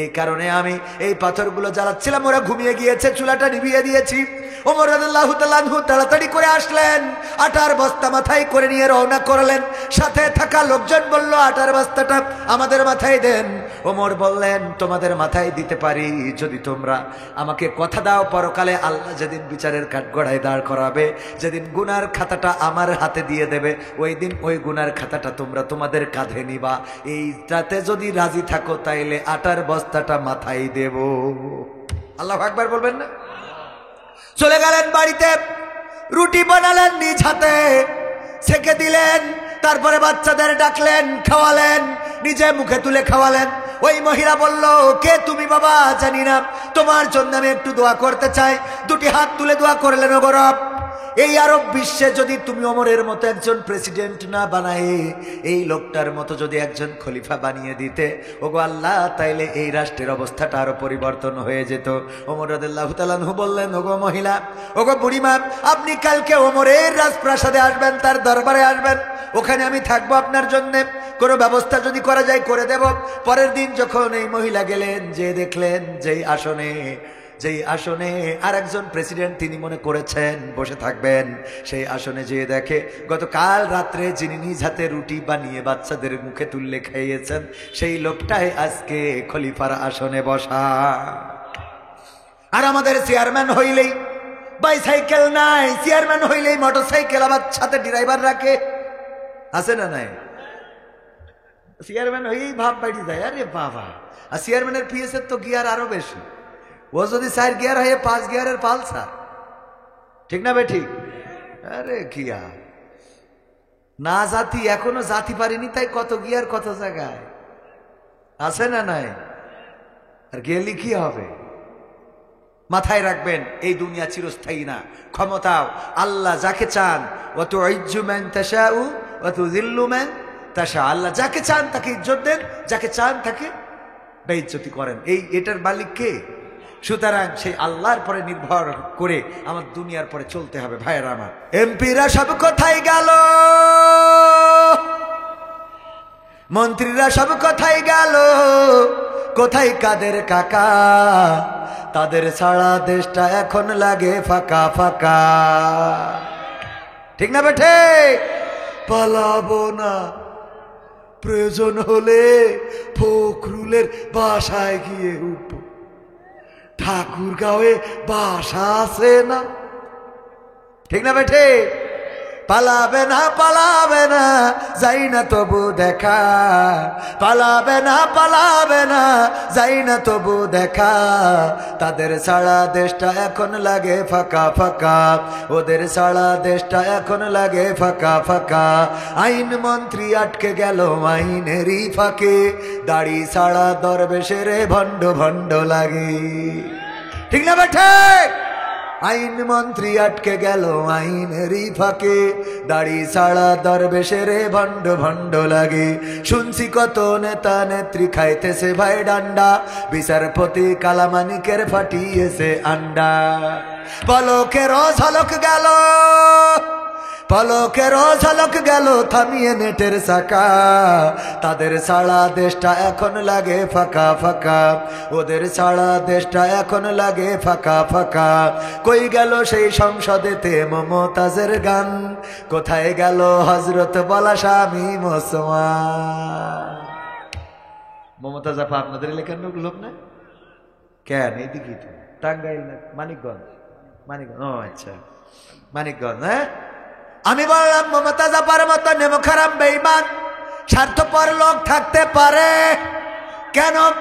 সংসদে গান শুনালো, যেই সংসদে জনগণের কথা বলবে, যেই সংসদে মানুষের অভাবের কথা বলবে, যেই সংসদে মানুষের অধিকারের কথা বলবে, যেই সংসদে এই সমাজের কি প্রয়োজন সেটার কথা বলবে, সেটা না বলে ওই সংসদে তেল মারার কথা হতো। আর তেলগুলো সব ওদের খাটের নিচেই পাওয়া যেত, কারণ তেল খাটের নিচেই নিয়ে ঘুমাইতো যেন ভালো করে তেল মারতে পারে, ঠিক না বেঠে? আর তেল মারত সাংবাদিক, সংবাদ সম্মেলন হচ্ছে, ভাই আপনি কোন টিভির? আমি 72 টেলিভিশনের, আপনার কি প্রশ্ন আছে বলেন? প্রশ্ন আছে বলেন। আমার প্রশ্ন হলো, মাননীয় নেত্রী আসার পরে এই দেশে যত উন্নয়ন হয়েছে, পদ্মা সেতু, মেট্রো রেল যা করেছেন, টানেল করেছেন, চারিদিকে শুধু উন্নয়ন, একদম ম্যাজিক ম্যান, তিনি যা চান তাই হয়ে যায়, এই আমার প্রশ্ন। এর মধ্যে প্রশ্ন কোনটা? ঠিক না ভাই? ঠিক। আপনার প্রশ্ন কোনটা? মানে প্রশ্ন করার ভাষা হারিয়ে ফেলেছি, এত উন্নয়ন দেখে প্রশ্নের কথা মনে নেই, দরকারও নেই। আপনি কোন টিভির? আমি অসময় টেলিভিশনের। কোন সময়?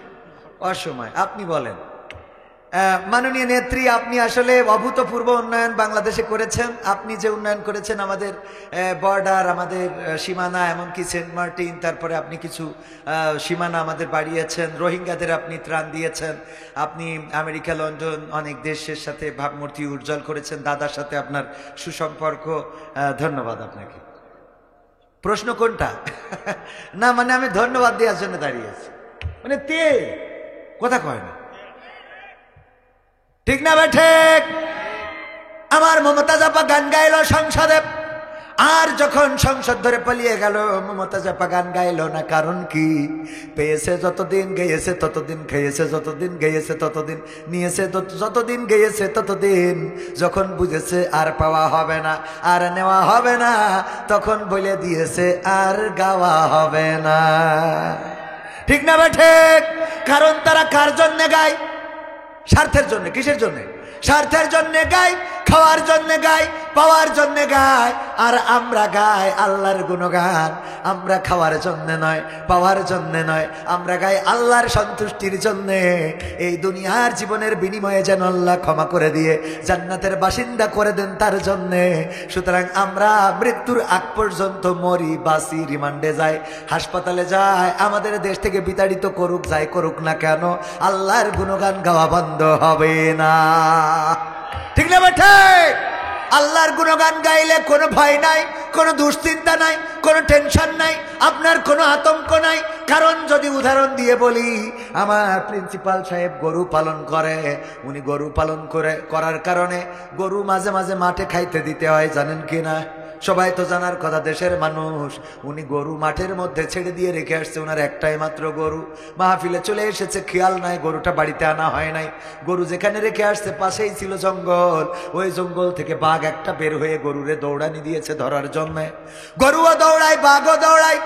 গরুর থেকে বাঘের দৌড়ের গতি কম না বেশি? বেশি হওয়ার কারণে গরু চিন্তা করলো বাঘের সাথে তো পারবো না। বুদ্ধি করে পাশে একটা কাদাওয়ালা জমিন ছিল, কাদাওয়ালা ক্ষেত ছিল বা পুকুর ছিল, তার মধ্যে লাফ দিয়েছে। কাদার মধ্যে 4 হাত পা ডেবে গেছে, উঠাইতেও পারে না, বেরও করতে পারে না। বাঘও ধরার জন্য, গরুরে ওই ধরার জন্য যখন লাফ দিয়েছে, বাঘের দৌড়ের গতি বেশি থাকার কারণে গরুরে রেখে 3 হাত সামনে যাই পড়েছে। কয় হাত? বাঘেরও হাত পা ডেবে গেছে।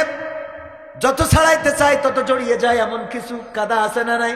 চোরাবালি যত ছাড়াইতে চাবেন তত জড়িয়ে যায়, বাঘ যত ছাড়াতে চায় তত জড়াইয়ে যায়।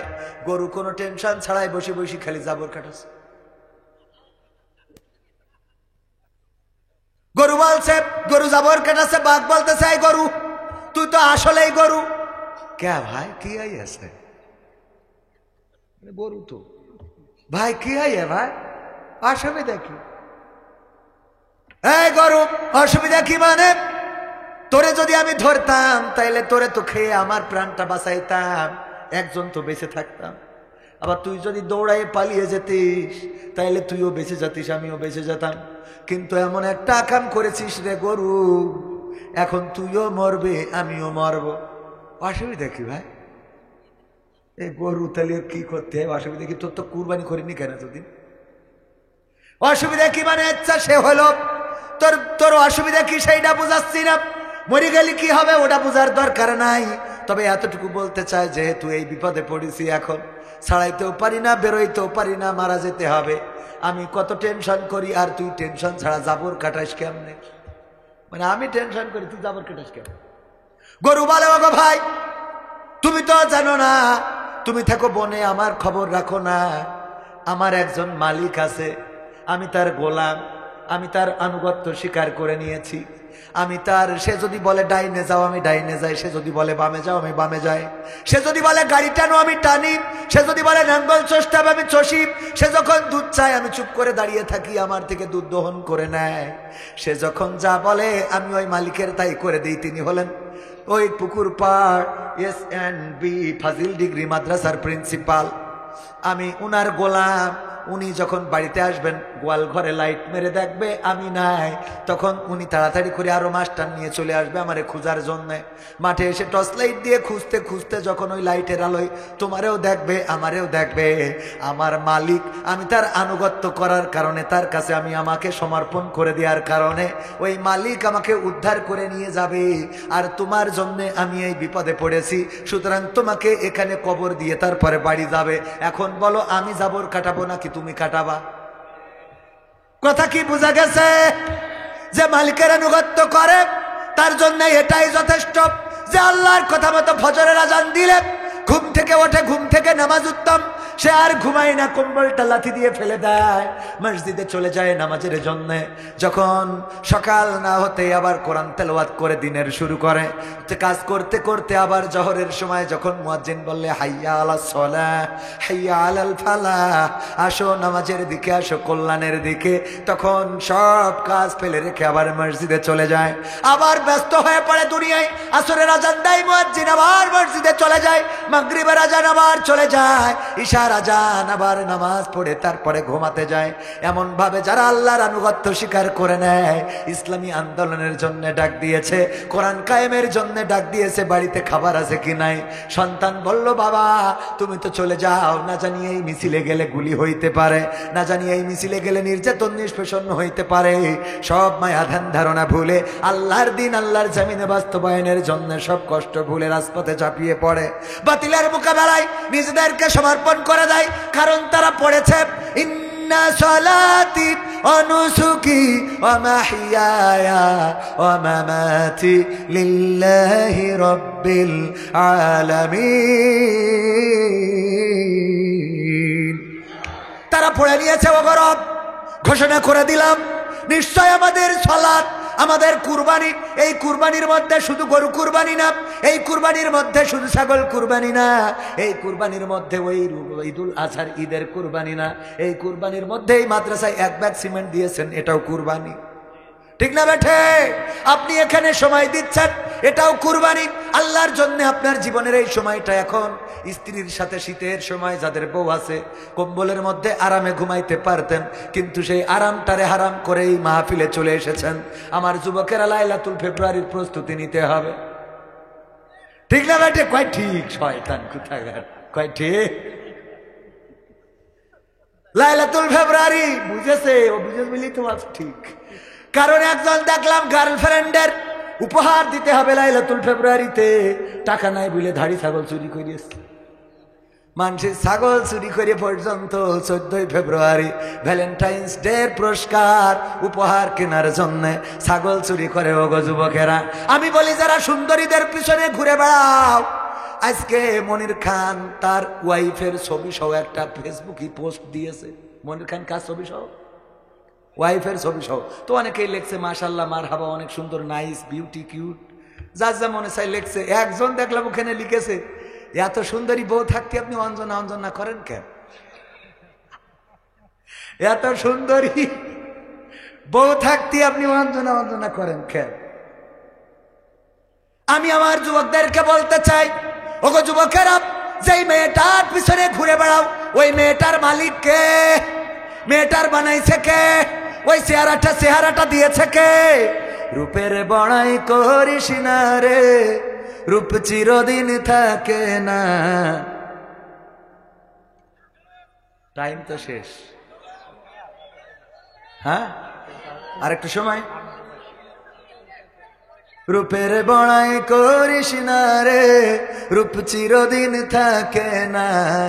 নিজের মুখটা দেখা একদিন হইবে তোমার যন্ত্রণা, নিজের মুখটা দেখা একদিন হইবে রে তোর যন্ত্রণা। চেহারার বড়াই কইরো না ভাই, রূপ চিরদিন থাকে না। চেহারার বড়াই কইরো না বোন, রূপ চিরদিন থাকে না। নিজের মুখটা দেখা একদিন হইবে তোমার যন্ত্রণা, নিজের মুখটা দেখা একদিন হইবে রে তোর যন্ত্রণা। সময় হইল বড় শিক্ষক, সব দিবে শিখাইয়া, সুখের জীবন থাকবে না রে, দেখবে না কেউ চাইয়া। সময় হইল বড় শিক্ষক, সব দিবে শিখাইয়া, সুখের জীবন থাকবে না রে, দেখবে না কেউ চাইয়া। মরার আগে মরবি রে তুই, জ্বালা সইতে পারবি না। মরার আগে মরবি রে তুই, জ্বালা সইতে পারবি না, নিজের মুখটা দেখা একদিন হইবে রে তোর যন্ত্রণা, নিজের মুখটা দেখা একদিন হইবে তোমার যন্ত্রণা।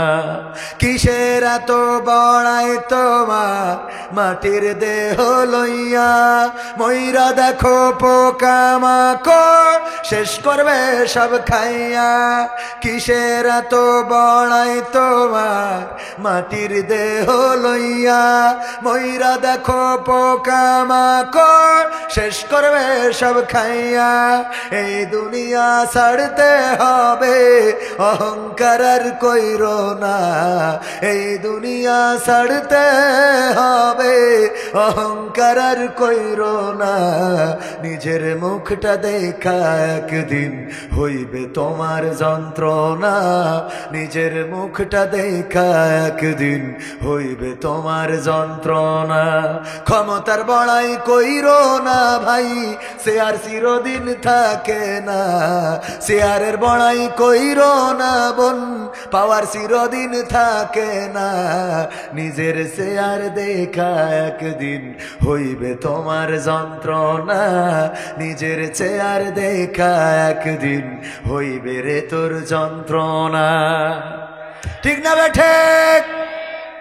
শেখ হাসিনা কয়েকদিন আগে ভাষণ দিয়েছে নিষিদ্ধ ঘোষিত ছাত্রলীগের আয়োজনে একটা অনলাইন প্ল্যাটফর্মে। ভাষণের মধ্যে আমি বলেছি পৃথিবীর মধ্যে 7টা আশ্চর্যতম জিনিস আছে না নাই? এর মধ্যে অষ্টম আশ্চর্য জিনিস হলো, অষ্টমতম আশ্চর্যজনক জিনিস যে শেখ হাসিনা যে ভাষণটা দিয়েছে আধা ঘন্টার মতো, সেই ভাষণের মধ্যে একটা বারের জন্যে ওই ভাষণে জামাত বিএনপির নাম ধরে নাই, জামাত শিবিরের নাম নেয় নাই, শুধুমাত্র নাম নিয়েছে ডক্টর ইউনূস, ডক্টর ইউনূস। কারণ চেয়ারটার এখন হুমকি কে? ডক্টর ইউনূস। কিডা? এই জন্য জামাত শিবির ভুলে এখন কিডাই চলে গেছে? ডক্টর ইউনূসই। ওগো আমার ভাইয়েরা, ওই চেয়ারটা দেখে এখন কষ্ট লাগে যুবকেরা আমার। তোমাদের কথা বলতে চাই সোনা পাখিরা, যারা মেয়ে মানুষের পিছনে ঘুরে বেড়াও, যারা বিভিন্ন মেয়ের পিছনে ঘুরতে ঘুরতে জীবনটারে ডাল বানাই ফেলিসাও, ফেন্সি ডালের সাথে তো ওরা খাপ খাইয়ে নেছে, আছে না নাই? মাল খেয়ে টাল হয়ে পড়ে থাকে, মেয়ে পাত্তা দেয় না বলে আগে বিড়ি খাইতো, এখন গাঞ্জা খাই। ঠিক না বেঠে? আগের সময় যদি কেউ চিকন থাকতো, আমার প্রিন্সিপাল জিজ্ঞাসা করতো, এই তুমি এত চিকন হয়ে যাও কেন? তুমি কি কিছু খাও না নাকি? তোমার কি খাওয়া দাওয়া ঠিক মতো হয় না নাকি? বাড়িতে কেউ খাওয়ায় না নাকি? আর এখন যদি দেখে চিকন, আমার প্রিন্সিপাল জিজ্ঞেস করে কিছু খাওয়া ধরেছিস নাকি? ঠিক না বেঠে? এখন চিকনারে বলে কিছু কি খাওয়া ধরি, মানে মাল খাও, আছে না না? ওরে আমার যুবকেরা, এইগুলো করে ভালো মেয়ে পাওয়া যাবে না, সুন্দরী মেয়ে পাওয়া যাবে না।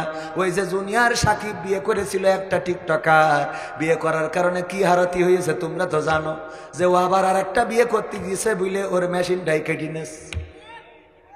তুমি যেমন তোমার ঘরে তেমন আসবে, তুমি যদি টিকটক করে বেড়াও তোমার ঘরে টিকটকার আসবে, তুমি যদি ফেসবুকে রিলস করো, এই করো তাই করো, উল্টো পাল্টা ভিডিও করো, তোমার ওই রকম উল্টো পাল্টা আসবে। তুমি যদি মনে করো যে লাইলাতুল ফেব্রুয়ারিতে একজনের নিয়ে ঘুরে বেড়াবা, গিয়ার মারবা, আর বিয়ের সময় হুজুরির বলবা হুজুর মাদ্রাসার হাফেজা সবচেয়ে ভালো মেয়েটা, একটু আপনি কোনটা বলেন? কথা কয় না, আছে না নাই? গিয়ার মারে একজনের সাথে আর বিয়ে করে আর একজনের, বিয়ে করার পরে বলে আমার বউ রে বাবা এত পর্দাশীল, কারোর সামনে মুখ খোলে না, খুব পর্দাশীলা। ও যে কত বড় পর্দাশীলা তুমি তো জানো না, জানে আল্লাহ। তুই যদি একজন রে 14 তারিখে ঘুরাস, তাহলে তোর ওইটারও আর একজন ঘুরাই তারপর তোর কাছ পাঠাইস। ঠিক না বেটা? তুমি মনে কাছে ফেরেশতা ধরে নিয়ে আইসাও? হ্যাঁ, এটা কখনো হওয়া সম্ভব না। প্লাসে প্লাসে কি কয়? প্লাসে প্লাসে মাইনাস, প্লাসে প্লাসে প্লাস, আর মাইনাসে মাইনাসে, মাইনাসে মাইনাসেও প্লাস, কিন্তু প্লাসে মাইনাসে তার মানে একটা যদি আল্লাহওয়ালা হয় আর একটা যদি শয়তান হয়, তাইলে ফিরাউন আসিয়ার মতো কোনোদিন মিল হবে না। কোনো না কোনো এক সময় দুইজনের পার্থক্য হওয়া লাগবে না, লাগবে না? যদি নূহ আলাইহিস সালাম তার স্ত্রী ছিল, তার স্ত্রী এবং নূহ কি মিল হয়েছে নাকি? না, হয় নাই।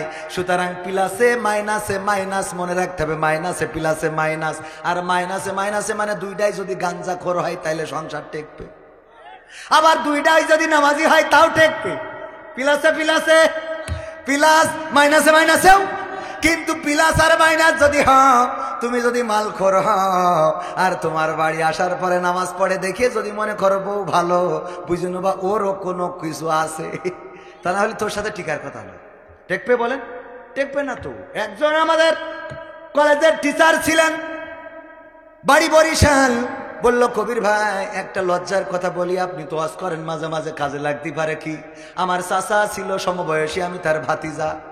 আমার সমবয়সী হওয়ার কারণে বন্ধুর মতো কথা শেয়ার করতো। বিয়ে করার পরে আমার চাচি আমার চাচার ঠোঁটে কোনোদিন কিস করতে দিত না। এটা দুঃখের বিষয় না? এটা তো খারাপ কাজ না পাগল, সওয়াবের কাজ। সুবহানাল্লাহ বলবেন না? তাও মনে হয় অনেকেই বলেননি, বলেন সুবহানাল্লাহ।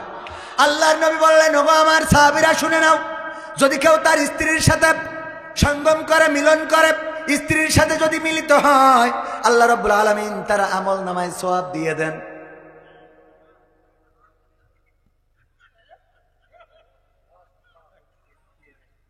সাহাবীরা বলছে, হুজুর সাল্লাল্লাহু আলাইহি সাল্লাম, লজ্জা পেলাম, মিলনের সময় আল্লাহ সওয়াব দিবেন, এটা কেমন কথা? আল্লাহর নবী বললেন, ওগো আমার সাহাবীরা, লজ্জা পাওয়ার কিছু নাই। তোমরা যদি এই কাজটাই অন্য জায়গায় করতে, বৈধ জায়গায় যদি অবৈধ জায়গায় করতে, গুনাহ দিত কিনা? সাহাবীরা বললেন, অবশ্যই গুনাহ হতো। শুধু তাই নয়, এমন অপরাধ মাজা পর্যন্ত কেড়ে দিয়ে পৃথিবীর পরে সঙ্গে সার করে দেওয়া হতো। আল্লাহর নবী বললেন, যেই কাজটা অপাত্রে করলে গুনাহ হয়, সেই কাজটা সঠিক পাত্রে করলে আল্লাহ রাব্বুল আলামিন সওয়াব দিয়ে দেন। সুতরাং এই সওয়াবের দরকার আছে না নাই? বিয়ে করো নাই যুবকেরা, কারা কারা হাত উঁচু করো? মাত্র অল্প কয়েকজন, এই অল্প কয়েকজন। এই শীত আর পার হতে দেওয়ার দরকার নাই। সওয়াবের জন্য হইলেও বিয়ে করতে হবে। বাবারে বুঝাইতে হবে, হুজুর এ হাত নামান থা। আরে বাবা, বিয়ে করা মানে নামা, এমনি নামা ফেলে, নামাচ্ছেই না। বাবা আমি দোয়া করে দেবো, ভাইয়ারা আমার দোয়া করে দেবো, আল্লাহ যেন বিবাহের ব্যবস্থা করে দেয়। আজকে পিতামাতাকে এই হাদিসটা শোনাতে হবে। ওগো মা, ওগো বাবা, বিশ্বনবী বলেছেন স্বামী স্ত্রীর মিলনের মধ্যেও সওয়াব আছে। সুতরাং এই সওয়াব বঞ্চিত আর হইতে চাই না। ঠিক না বেঠে? এই সওয়াব বঞ্চিত হওয়া, কোথা থেকে কোথায় চলে আসলাম। লাইলাতুল ফেব্রুয়ারির কথা বলছিলাম। এই লাইলাতুল ফেব্রুয়ারির পিছনে না ঘুরে, ওগো আল্লাহর বান্দা, ওগো যুবক, তুমি যদি মসজিদে যাও, আল্লাহর কাছে মাথা নত করো, সিজদা করো, তাহাজ্জুদের নামাজে যদি কাটাকাটি করো, আল্লাহ সৎ পাত্রী দান করো, আল্লাহ উত্তম পাত্রী দান করো, এমন পাত্রী যেন দুনিয়ার জীবনে সুখ স্বাচ্ছন্দ্যের সাথে বসবাস করতে পারি। মেয়ে শুধু সুন্দরী হইলে হবে না, সুন্দরী যদি হয় আর যদি সে পরকিয়া করে, তাইলে তোমার জীবনও শেষ, তার জীবনও শেষ, তোমার পরিবার শেষ, তারও পরিবার শেষ। বলেন ঠিক কিনা? ঠিক না বেঠে? সুতরাং সুন্দরী হইলে ভয় আছে না নাই? আবার সুন্দরী বউদেরকে অনেকেই পর্দা করায় না, পর্দা না করায় নিয়ে বেড়ায়। আমার আমির হামজা ভাই একদিন তার বন্ধুর সাথে দেখা হয়েছে, তার ওয়াজের মধ্যে শোনা, দোস্তের বউ পিছনে বসা, শাড়ি পরেছে যেন একেবারে নেট মাছ ধরা জাল, ছিটকি জাল, মশারি, এইগুলো, এই অবস্থা। আমির হামজা ভাই বললেন, বউরে এমনে নিয়ে বেরোইছেন কেন? কয়, হুজুর আমি তো অনেক দিন ধরে দেখতেছি, পাড়ার লোকেরও তো হক আছে। নাউজুবিল্লাহ বলবেন। অনেক যুবক আছে স্ত্রীরা সুন্দরী মানুষের সামনে শো করে গর্ববোধ করে যে আমি মালদা নিয়ে আইছি, দেখ কেমন আছে না নাই। বলে যে পিকনিকে যেতে হবে, সবচেয়ে সুন্দর শাড়ি, আয়না, সাইলা, সাইলা, বাইলা, গয়না, তারপরে রংসং ঢং, এইসব সাজু গুজু করে। আর এইগুলো করে পিকনিকে নিয়ে যায়, বাসের মধ্যে ঘষাঘষি ডলাডলি আছে না নাই। তারপরে নিয়ে গেল পিকনিকে, কতজন দেখলো, দেখার পরে আহারে আমার বউ থেকে তো ওর বউটা তো দেখি মালটা ভালো আছে না নাই। আস্তে করে ভাই গিয়েছে টয়লেটে, এসে বলে, ভাবি যদি নম্বরটা দিতেন মাঝে মাঝে একটু খোঁজ খবর নিতাম। ভাই তো ঠিক মতো ফোন ধরে না, ভাইয়ের খবর জানার জন্য একটু নম্বরটা আপনারটাও দরকার, ভাইয়ের খবর নেবে তাই দরকার আছে না নাই? বুদ্ধি কোনো না কোনো বুদ্ধি করি নাম্বারটা নিল, তারপরে সেটিং করতে করতে এক সময় ব্যাটিংও শুরু আছে না নাই? ওগো আমার ভাইরা, এই জন্য নিজের স্ত্রী আল্লাহ বললেন ওয়াকরনা ফি বুয়ুতিকুন্না ওয়ালা তাবাররাজনা তাবাররুজাল জাহিলিয়াতিল উলা।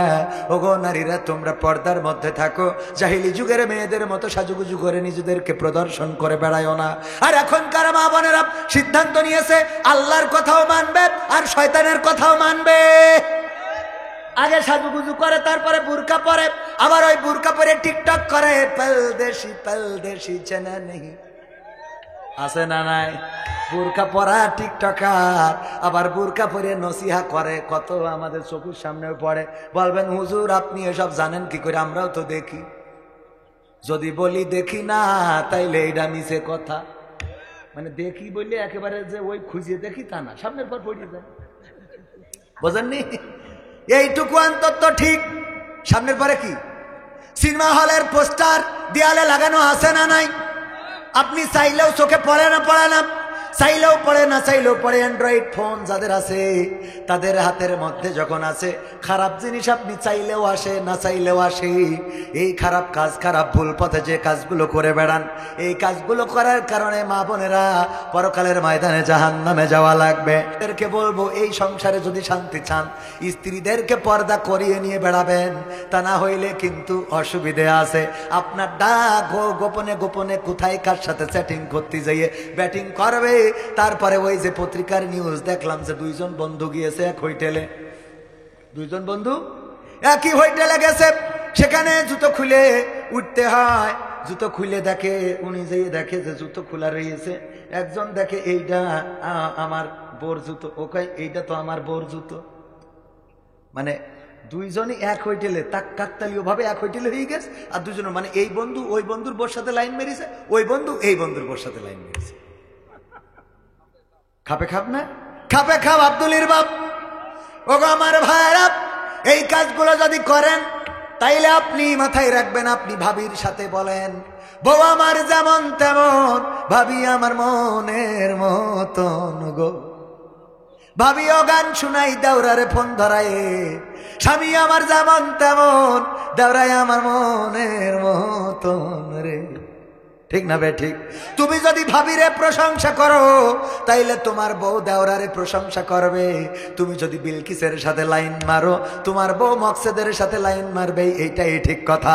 এই জন্যে তুমি আগে ভালো হও, স্ত্রী অটোমেটিক ভালো হয়ে যাবে। ফজরের আজান দিলে, ফজরের আজান যখন দিবে, তুমি যদি উঠে মসজিদে যাও, তোমার স্ত্রী আর ঘুমিয়ে থাকতে পারবে না। একদিন, 2 দিন, 3 দিন তুমি না ডাকলেও উঠে নামাজ শুরু করে দিবে। আর তোমারে যদি ফজরের নামাজে ডেকে না উঠানো যায়, বউরে জড়াই ধরে শুয়ে থাকো, আর ওই বউ নামাজি বউ চিন্তা করে স্বামী কষ্ট পাবে, তাহলে আজকে নামাজটা যাই যাক। ঠিক না ভাই? ঠিক। তার মানে আস্তে করি সেও বেনামাজি হয়ে যাবে। এই জন্য প্লাসে প্লাসে প্লাস আর মাইনাসে মাইনাসে প্লাস, কিন্তু প্লাসে মাইনাসে মাইনাস আমরা এটা হব না। আমরা নিজেদের আগে তাদের আঙ্গিকে তৈরি করব। আর মা বোনদের বলবো, আল্লাহ বলেছে পর্দা করে চলতে, আর মা বোনেরা বললো পর্দা করব, তার মধ্যে আবার কি করব? সাজু গুজু আগে করে নিয়ে বুরকা পরবো, তারপরে সিরাজগঞ্জে যাব, তারপরে একে তাকে নাকে দিনতা বয়ফ্রেন্ডের সাথে হাত ধরে ঘুরে বেড়ায়। আরে বাবা, আছে না নাই? ওরে বাবা, জান্নাতুল ফেরদাউস ঘুরে বেড়ায়।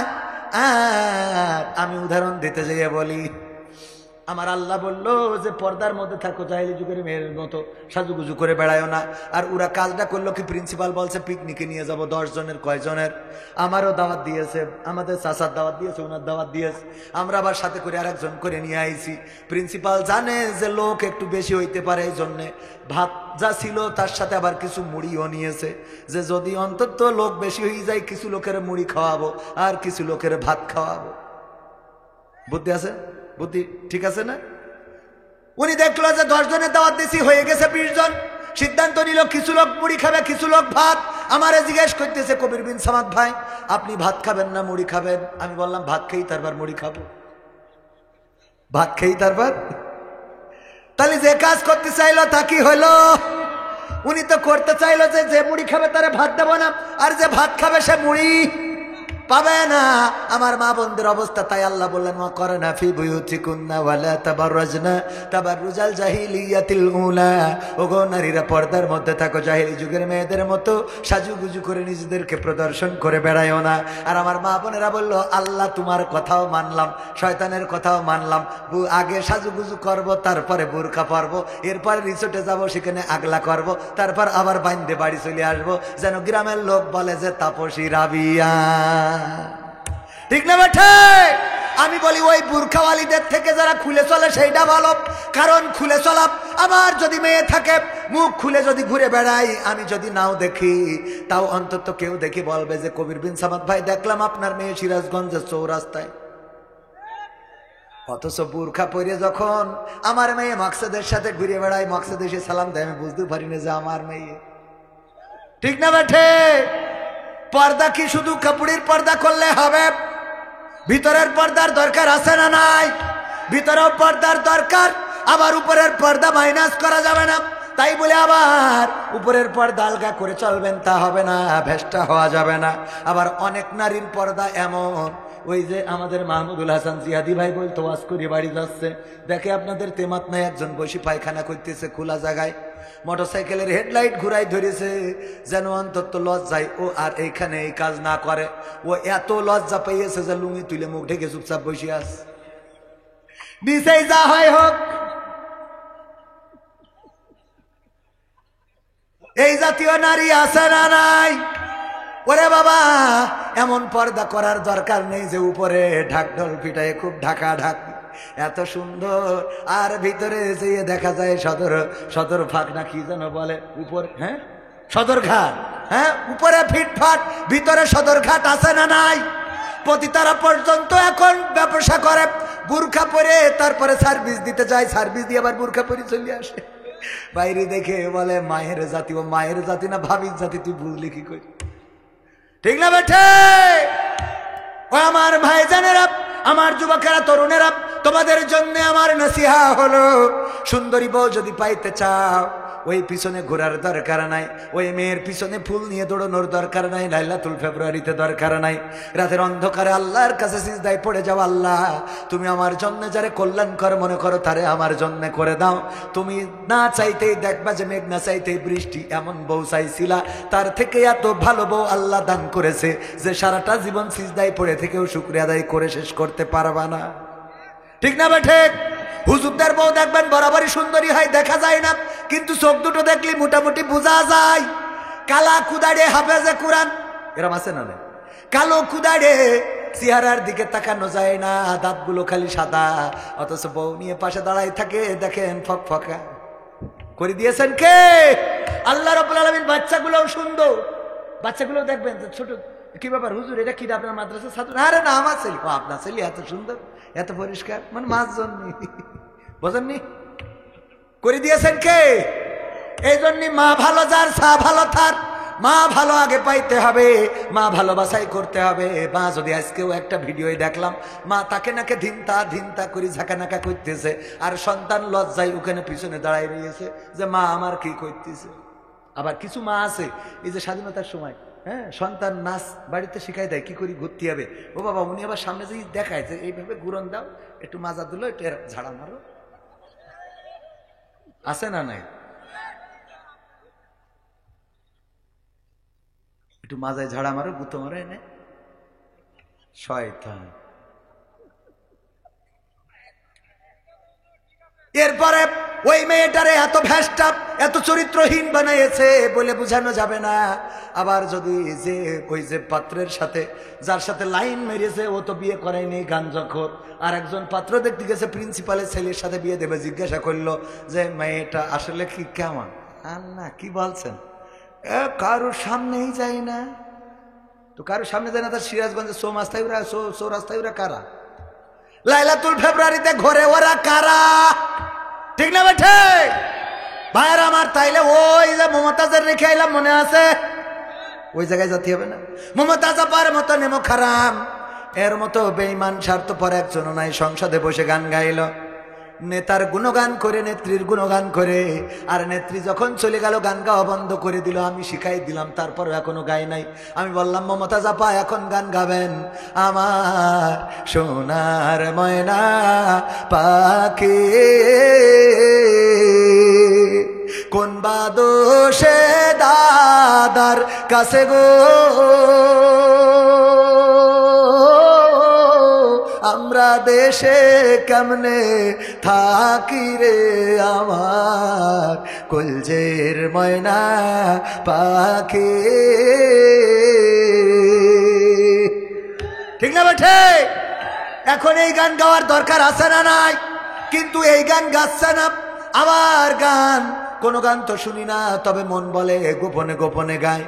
ও আমার দরদি আগে জানলে তোর ভাঙা নৌকায় চড়তাম না, ভাঙা নৌকায় চড়তাম না, আর এই বিপদে পড়তাম না।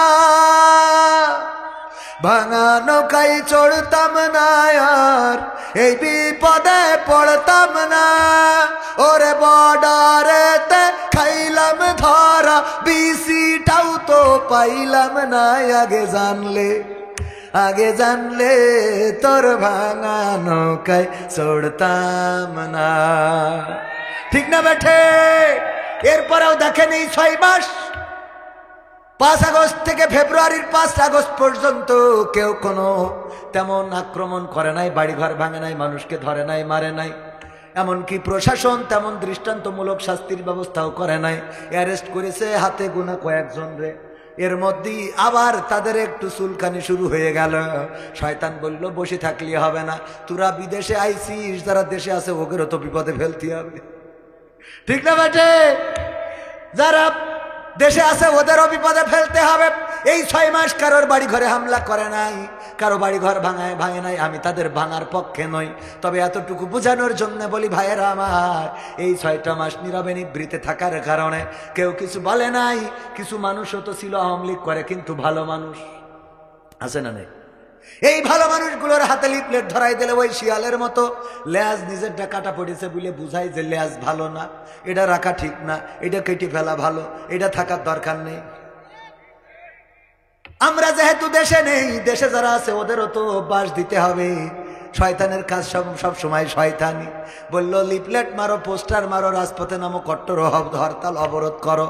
আর এর বিনিময়ে এই লোকগুলো যখন একটু উল্টো পাল্টা করলো, এখন বাড়িঘর তো ভাঙলো, নতুন করে আবার অপারেশন ডেভিল হান্ট।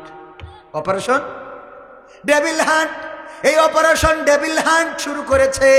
আর সেই অপারেশনে আজকেই এর গ্রেপ্তার করেছে 1304 জন। কনে যাব মানুষ সব, ওরা আগের থেকে বোঝে কি করতে হবে, যা মনে চাই বলেন। ওগো আমার ভাইয়েরা, এই যে গ্রেপ্তার হলো, এখন জেলখানায় বসে গান গাচ্ছে, আমার সাদা গায়ে কাদা লাগাই দিলি ও হাসিনা, সাদা গায়ে কাদা লাগাই দিলি। হ্যাঁ, কারণ এতদিন তো ভালো ছিলাম, ভুলাইয়া ভালাইয়া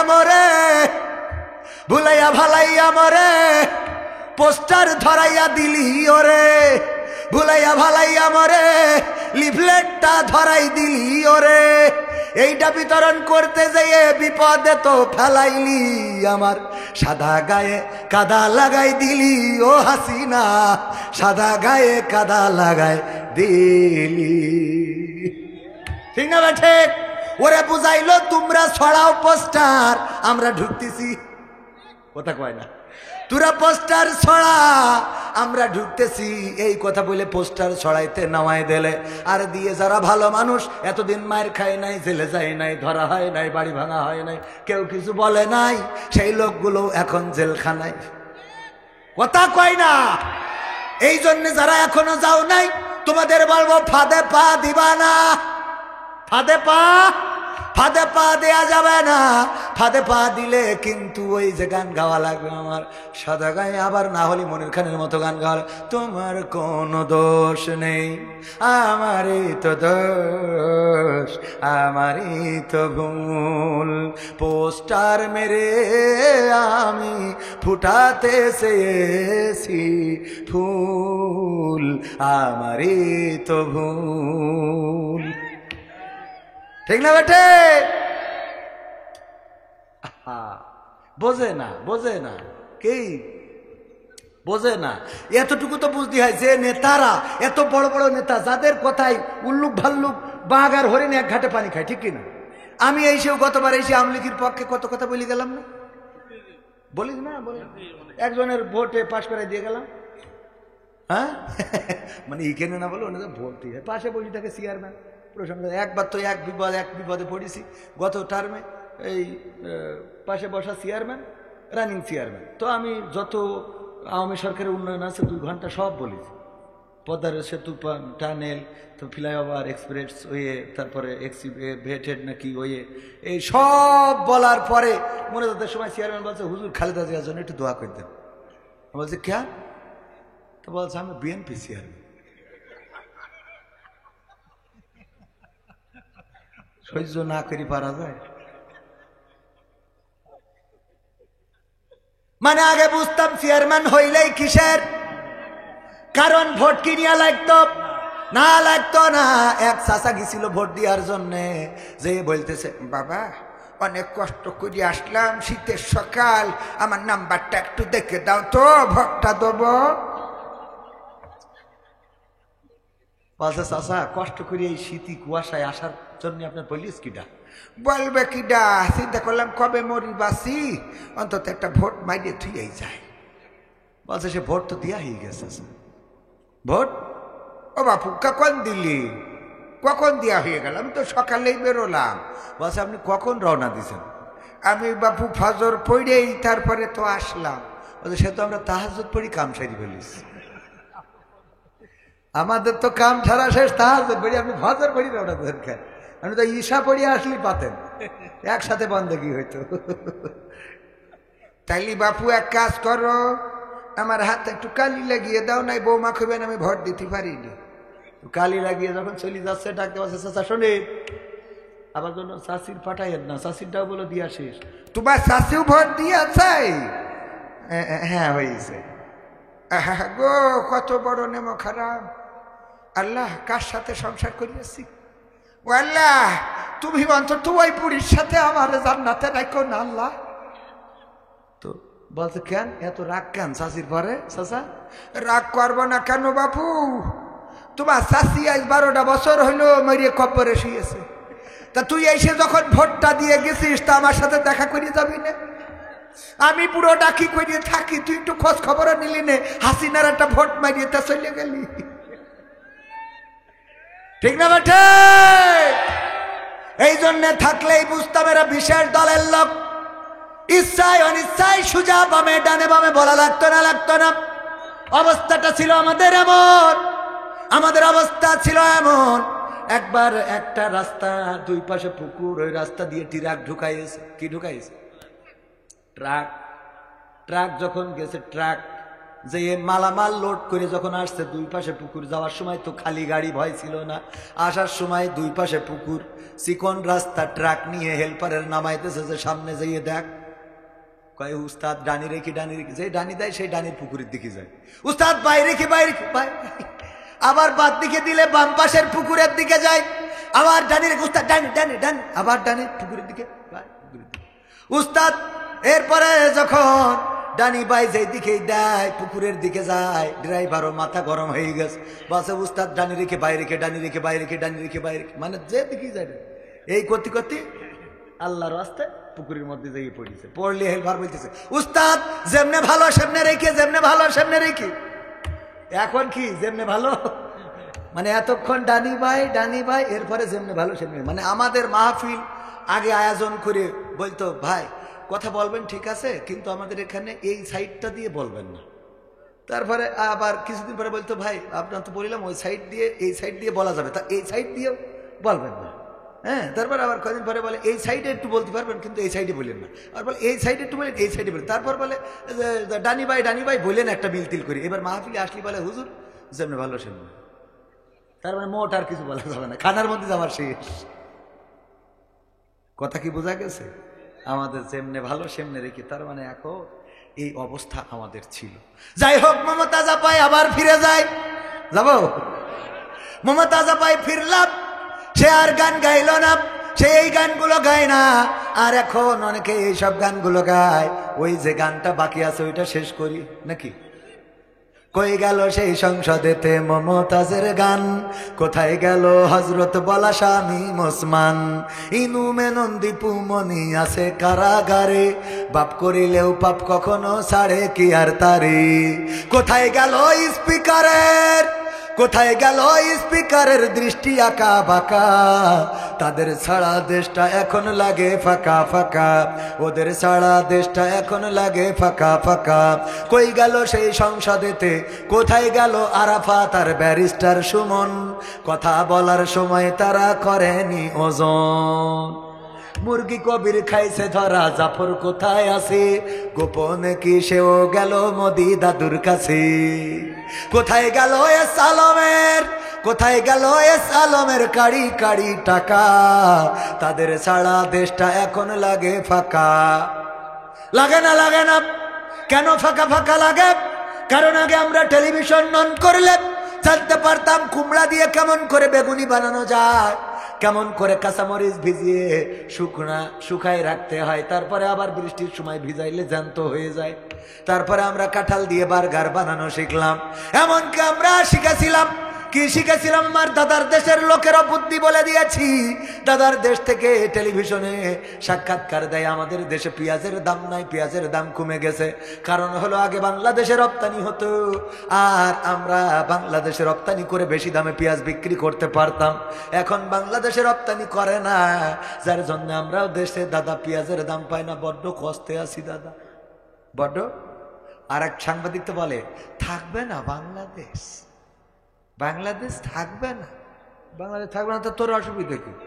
তুই আছিস ভারতে, আমাদের দেশ থাকে, থাক না থাকে আমরা মরবো, তা তোর অসুবিধা কি? কথা কয় না। হ্যাঁ, ওর অবস্থা হলো এমন, একজনের বাড়ি চোর ঢুকেছে, চুরি করে নিয়ে গেছে, ও থানায় গেছে রিপোর্ট করতে। থানায় গেছে কি করতে? রিপোর্ট করতে। পুলিশের বলছে স্যার গতকাল রাত্রি চোর ঢুকেছিল। বলছে কি করি? বলছে শিং খেটি চোর ঢুকেছে। বলছে তখন আপনি কি করছিলেন? আমি ভাবছিলাম দেখি দে চোর কি করে, ভাবছিলাম দেখি চোর কি করে। বলছে তারপর ওই আমাদের আলমারি ড্রেসিং টেবিল আনলা যা ছিল সিন্ধুক ও চাবি নিয়ে খুললো। বলছে তখন আপনি কি করছিলেন? বলছে আমি ভাবছি যে দেখি কি করে। হ্যাঁ, তো দেখি কি করে, এরপরে কি করলো, ওর থেকে সব বের করে নিলে, বের করে নিয়ে তখন আপনি কি করলেন? বলছে আমি ভাবছি দেখি কি করে। তো তারপরে কি করলো, পুটলাই বাইনলো। তখন আপনি কি করলেন?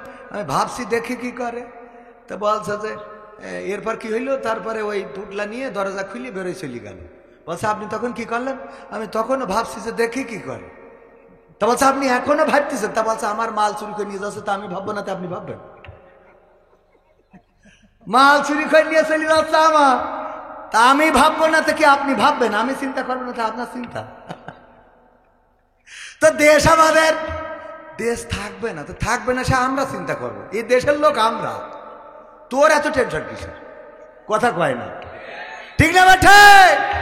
আমি বললাম ওগো দাদা, পেঁয়াজ নিয়ে এত দুঃখ করে লাভ নাই, কারণ আমাদের নেত্রী এমন একজন নেত্রী, এই দেশে থাকতে আমাদের পেঁয়াজ ছাড়া কেমনে রাঁধতে হয় শিখাই, তারপর ওই পারে গেছে, ঠিক না বেঠে? পেঁয়াজ ছাড়া রান্না আমরা শিখে ফেলেছি। সুতরাং তোমরা দিলেও অসুবিধা নাই, না দিলেও অসুবিধা নাই, পেঁয়াজ ছাড়া আমরা খাইতে পারবো। এমনকি সামনে আসছে রোজার মাস, আল্লাহ রাব্বুল আলামিন রমাদানের রোজাকে আমাদের উপরে কি করেছেন? ইয়া আইয়ুহাল্লাযীনা আমানু কুতিবা আলাইকুমুস সিয়ামু কামা কুতিবা আলাল্লাযীনা মিন ক্বাবলিকুম লাআল্লাকুম তাত্তাকুন। আল্লাহ বললেন ও ইমানদারেরা শুনে নাও, আমি যেহেতু রোজার আগে আর আপনাদের সাথে দেখা হবে না, সুতরাং আমার যুবক তরুণ কিশোর যারা আছেন সবাইকে বলবো রমাদানের রোজাকে হেলাই ফেলাই কাটিয়ে দিবেন না। গত বছর রমাদানের রোজা যারা পেয়েছে, এই বছর রমজান পায় নাই, এমন মানুষ আছে না নাই? গত বছর মনে করেছিল আগামী বছর রমাদানের রোজা রাখব, আগামী বছর রাখবো, এই বছর আমি অসুস্থ, এই বছর আমি ক্লান্ত, এই বছর আমার কাজ বেশি, এই বছরে আমার কষ্টটা বেশি হচ্ছে, সুতরাং আগামী বছর আমি রোজা পালন করব। আগামী বছর আসার আগে অনেককেই আল্লাহ রাব্বুল আলামিন ওপারের বাসিন্দা করে নিয়েছেন। সুতরাং ভাইয়েরা আমার, আমরা রোজাকে অবহেলায় কাটিয়ে দেব না। আল্লাহ বলেছেন, ও ইমানদারেরা শুনে নাও, তোমাদের উপরে রমাদানের রোজাকে ফরজ করে দিলাম, যেমন পূর্ববর্তী গণের উপরে ফরজ করা হয়েছিল। সময় আর বেশি নেব না। মা বোনদের জন্য দুই একটা কথা বলা দরকার, পুরুষদের জন্য, যুবকদের জন্য কিছু নসিহা করা দরকার। শর্টকাটে 5টা নসিহা করে দিই আমার যুবকদের জন্য। 1 নম্বর হলো, কোন যুবক নামাজ কাজা করা যাবে, নামাজ কাজা করা যাবে না। আবার যুবকেরা যদি মসজিদে যায়, কিশোরেরা মসজিদে যায়, তরুণেরা মসজিদে যায়, ছোট ছোট বাচ্চা শিশুরা যখন মসজিদে যায়, তখন অনেক মুরব্বী আছে এই বয়সী, আমার চাচাদের বয়সী, তারা ওই বাচ্চারা একটু হাসাহাসি করলে, একটু কথা বললে, জোরে জোরে একটু কথা বলে, একে অপরের সাথে যদি একটু গল্প করে, অমনি খেপে যায়, আছে না নাই? এই জন্য বুড়োদের জন্যও আমার একটা কাজ, মুরব্বীদের জন্য একটা কাজ দেব। কয়টা? মুরব্বীদের একটা, আর যুবকদের কয়টা?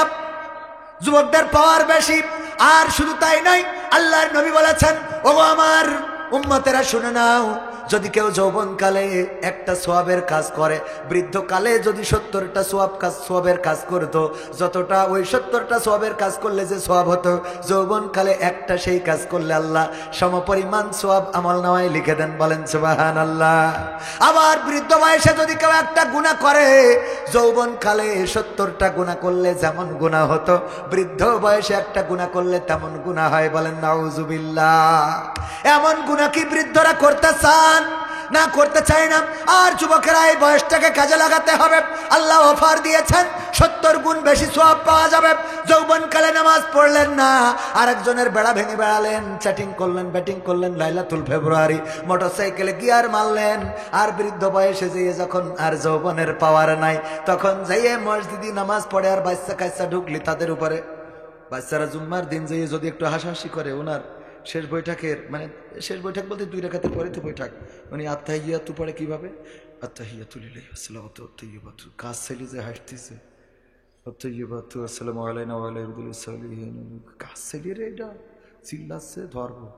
আল্লাহুম্মা সাল্লি আলা মুহাম্মাদ ওয়া আলা, কাজ ছেলে রে যে আবার খটখট করতে শুরু করে দিয়েছে। আল্লাহুম্মা সাল্লি আলা মুহাম্মাদ ওয়া আলা আলি মুহাম্মাদ।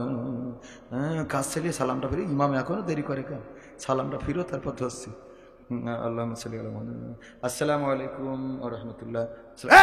এই কাজ ছেলে রে, এই ধরে এই করে, আরে বাবা, ঠিক না বেঠে?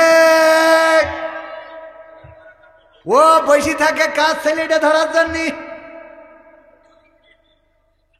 এগুলো কি করা যাবে? আপনাদের মসজিদে আছে না নাই? বাংলাদেশের অধিকাংশ মসজিদে বাচ্চাদের নামাজে উৎসাহিত করা হয় না, বাচ্চাদের মসজিদে যেতে দেওয়া হয় না। ওগো আমার ভাইয়েরা, বাচ্চাদের মসজিদে তো যেতে দেবেন। মুরব্বীদের জন্য যে কাজ, 1 নম্বর একটাই কাজ, সেটা হলো পকেটে কিছু চকলেট নিয়ে যাবেন, কাঠি লজেন নিয়ে যাবেন, ছোট ছোট বিস্কুট নিয়ে যাবেন। এইগুলো নিয়ে যেই বাচ্চাগুলো হাসাহাসি করে, যেই বাচ্চাগুলো দুষ্টামি করে, ওই বাচ্চাগুলোর নামাজ শেষে কাছে ডাকবেন, মাথায় হাত বুলাবেন, তোমার নাম কি, তোমার আব্বার নাম কি, নামাজ পড়তে এসেছো, ভালো লাগে, এই নাও। পকেট থেকে বের করে চকলেট একটা ধরিয়ে দিবেন, এই নাও চকলেট, আগামী ওয়াক্তে আসবা, হাসাহাসি করবে না, তাইলে আবারও চকলেট দেব। সে তো নিজেই হাসবে না, বরং অন্যরা হাসলে আবার চুপ করাবে। বলেন ঠিক কিনা? এইগুলো না করে আপনি ধমকাইলেন, এই বাচ্চাটারে ধমকান। অথচ আমার অনেক মুরব্বী আছে, ক্রাম বোর্ডে যখন বাচ্চারা ক্রাম বোর্ড খেলে, ওই জায়গায় যে কোনোদিন ধমক দিতে দেখি না, এই বাচ্চা তুমি ক্রাম বোর্ড খেলো কেন? ঠিক না বেঠিক? তাস খেলে কোনোদিন ধমক দিতে দেখি নাই। বিড়ি টানে, দোকানের সামনে টানে তার বাবা, আর দোকানের পিছনে যেই টানে সন্তান, আছে না নাই? দোকানের পিছনে আবার জায়গা করে রাখে, সেই জায়গায় কেউ ধমক দিল না, ওই জায়গায় কেউ কিছু বলল না। অথচ মসজিদে যাওয়ার কারণে আপনি ধমক দিলেন। ওই ছেলেটা যদি নামাজি না হয়, ওই ছেলেটা যদি আর মসজিদে না যায়, খারাপ পথে পা বাড়ায়, বিড়িখোর, সিগারেটখোর, ফেন্সিখোর, ডালখোর হয়ে যায়, তাইলে আপনাকে কিন্তু কিয়ামতের ময়দানে হিসাব দেওয়া লাগবে। আর আপনি যদি কোনো একটা বাচ্চা শিশুকে চকলেট দিয়ে আকৃষ্ট করতে পারেন, ওই একটা চকলেটের কারণে কোনো একটা বাচ্চা যদি নামাজি হয়ে যায়, রোজাদার হয়ে যায়, আল্লাহওয়ালা হয়ে যায়, ওই বাচ্চাটা, ওই যুবকটা, ওই তরুণটা আপনার নাজাতের ওসিলা হয়ে যেতে পারে। বলেন সুবহানাল্লাহ। এই কাজগুলো কি করা যাবে? করা জামান তামানিরা করবে কি? ওর নাতি আর একজনের সাথে গিয়ার মারতেছে 14 তারিখে। আমি যেয়ে যখন বললাম প্রিন্সিপাল সাহেব আপনার নাতি দেখলাম আর একজনের সাথে, ও বাপু আমাকে সময় তো গিয়ার মারা ছিল না, এখন হইয়াছে, ওটুক তো করবে। ঠিক না বে ঠিক? এখন হয়েছে, বলে না বলে না? বাদ দাও ছেলে হইলে এক মানুষ এটুক না করলে হয়। আরে শুনা পাখি, ঠিক না বে ঠিক? আবার পর্দা করে, বুরখা পরে দাদি আর নাতি। নাতির অবস্থা কি বলবো, বুরখা পরে কি ডা দাদি, কেমন বুরখা, হাত মোজা পা মোজা, চলে ভাস পড়ে গেছে, ওর দিকে কুত্তাও তাকাবে না। এ এত কায়দা করি, আমি বুরখার বিরুদ্ধে বলছি না কিন্তু, মানে বলছি উদাহরণ দিতে। উনি আর নাতি, ওরে বাবা লিপস্টিক তো মারিস মারিস, আবার এমনি তার কাটার বর্ডার করেছে কালো করে, বর্ডার এটা সীমানা, এর মধ্যে কিস মারতে পারবে, এর বাইরে না। ও ওই সেই সারের গল্পটা তো এখনো শেষ করা হয়নি। কিসের কথা বলতে মনে পড়ে গেল না? কিস এটা তো খারাপ জিনিস না, স্ত্রীরে কিস করা। তো ওই চাচারে কইছে কি ভাতিজারে যে তোর চাষি তো বিয়ে করে আনা পরে আমার ঠোঁটের সাথে ঠোঁট লাগাইতে দেয় না, একটু বলিস দিন। তো চাষি ডেকে বলছে চাষি জানেনি তো আমার চাচা হলো সমবয়সী, এটা মনের দুঃখের কথা প্রকাশ করেছে, ঠোঁটে নাকি আপনি কিস করতে দেন না। তো বলতেছে যে যেহেতু বলে ফেলিছে আমি তোমারে বলি ভাতিজা। সে বিড়ি সিগারেট খেয়ে মুখের যে অবস্থা করে রেখেছে, ওর পাশায় কিস করা যাবে তা ঠোঁটে না, এত দুর্গন্ধ আছে না নাই? এত নামাজে দেখবেন যখন ইমাম বলে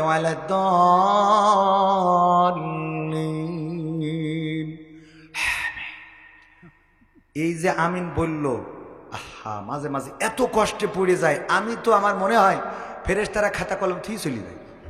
ও যখন পায়খানা ফিরে পানি মেরে আসলো, ওই টয়লেটে গেলে দেখবেন যে বসবেন যে কোনো বিড়ি করে হেগে গেছে, ঠিক না ঠিক? ওই টয়লেটে ঢুকলে আপনি বলতে পারবেন যে কিছুক্ষণ আগে এক আল্লাহর লেগে গেছে, এত দুর্গন্ধ। এই জন্যে নিজেদের পরিবর্তন দরকার, আছে না নাই? তাহলে বৃদ্ধদের কাজ দিলাম একটা, যুবকদের কাজ কয়টা? কয়টা? 5টা। 1 নম্বরে নামাজ কাজা করা যাবে যাবে না। আল্লাহ বলেছেন ইয়া আইয়ুহাল্লাযীনা আমানু ইসতাঈনু বিস-সাবরি ওয়াস-সালাহ ইন্নাল্লাহা মা'আস সাবিরিন। আমার আল্লাহ বলছেন ওগো ঈমানদারেরা শোনো, তোমরা ধৈর্য এবং নামাজের মাধ্যমে আমার সাহায্য প্রার্থনা করো। তার মানে যারা প্রেমিকার পিছনে ঘুরে বেড়ান, ভালোবাসা অ্যাকসেপ্ট করে নাই, মনের দুঃখে মাল খান টাল হয়ে পড়ে থাকেন না, ওইগুলো করার দরকার নাই। যেহেতু আপনারে ভালোবাসে নাই, সুতরাং আপনি এবার ধৈর্য দিয়ে নামাজ দিয়ে মোকাবেলা করেন। মসজিদে ঢুকে যান, আল্লাহর কাছে সাহায্য চান, আল্লাহ আপনার এমন একজন দান করে দেবে যে একদিন অথবা আপনাকে এমন জায়গায় নিয়ে যাবে যে একদিন দেখবেন যে আপনি যেই জায়গায় পৌঁছাইয়েছেন, এটা দেখার পরে যারে আই লাভ ইউ বলেছিলেন ফেরত দিয়েছিল, ওই মেয়েটা একদিন কষ্ট পাবে। আহারে, ওই দিন যদি ওর আই লাভ ইউ টু বলে দিতাম তাইলে তো দুইজনের টু একসাথে থাকতাম, ঠিক না বেটে? কথা কি বোঝা গেছে? সাহায্য চাইতে হবে কার কাছে? বিপদে পড়েছেন ডাকবেন কাকে? আল্লাহকে। মুসিবতে ডাকবেন কাকে? নামাজ পড়বেন, আল্লাহ সহজ করে দিবেন চলার পথ। 2 নম্বর কাজ হলো দাড়িটা কাটা যাবে না, দাড়িটারে সংরক্ষণ করতে হবে। 3 নম্বর কাজ হলো টাকনুর উপরে কাপড় পরতে হবে, টাকনুর নিচে কাপড় পরা যাবে। আর 4 নম্বর কাজ হলো সৎ কাজের আদেশ। 5 নম্বর কাজ আপনারা বলেন কি হবে? অসৎ কাজে। এই 5টা কাজ আমার যুবকদের জন্য মনে কি থাকবে? আল্লামা সাইদিরি নিয়ে একটা সঙ্গীত শোনানো রিকোয়েস্ট করেছিল, শোনাবো? টেকনাফ থেকে তেতুলিয়া, রূপসা থেকে পাতুরিয়া, একটি নামে সবাই যাকে চেনে। 1-2 জন নয়, 1.5 শতাধিক মানুষ জীবন দিল শুধু যারি প্রেমে। টেকনাফ থেকে তেতুলিয়া, রূপসা থেকে পাতুরিয়া, একটি নামে সবাই যাকে চেনে। 1-2 জন নয়, 1.5 শতাধিক মানুষ জীবন দিল শুধু যারি প্রেমে।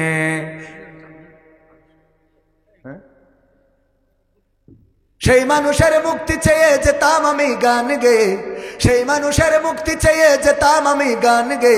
সেই মানুষটি নাই দুনিয়ায় নাই, আজ আর মুক্তি চাওয়ার নাই প্রয়োজন নাই রে, আজ আর আমার গানের নাই প্রয়োজন নাই, আজ আর মুক্তি চাওয়ার নাই প্রয়োজন নাই গো, আজ আর আমার গানের নাই প্রয়োজন নাই।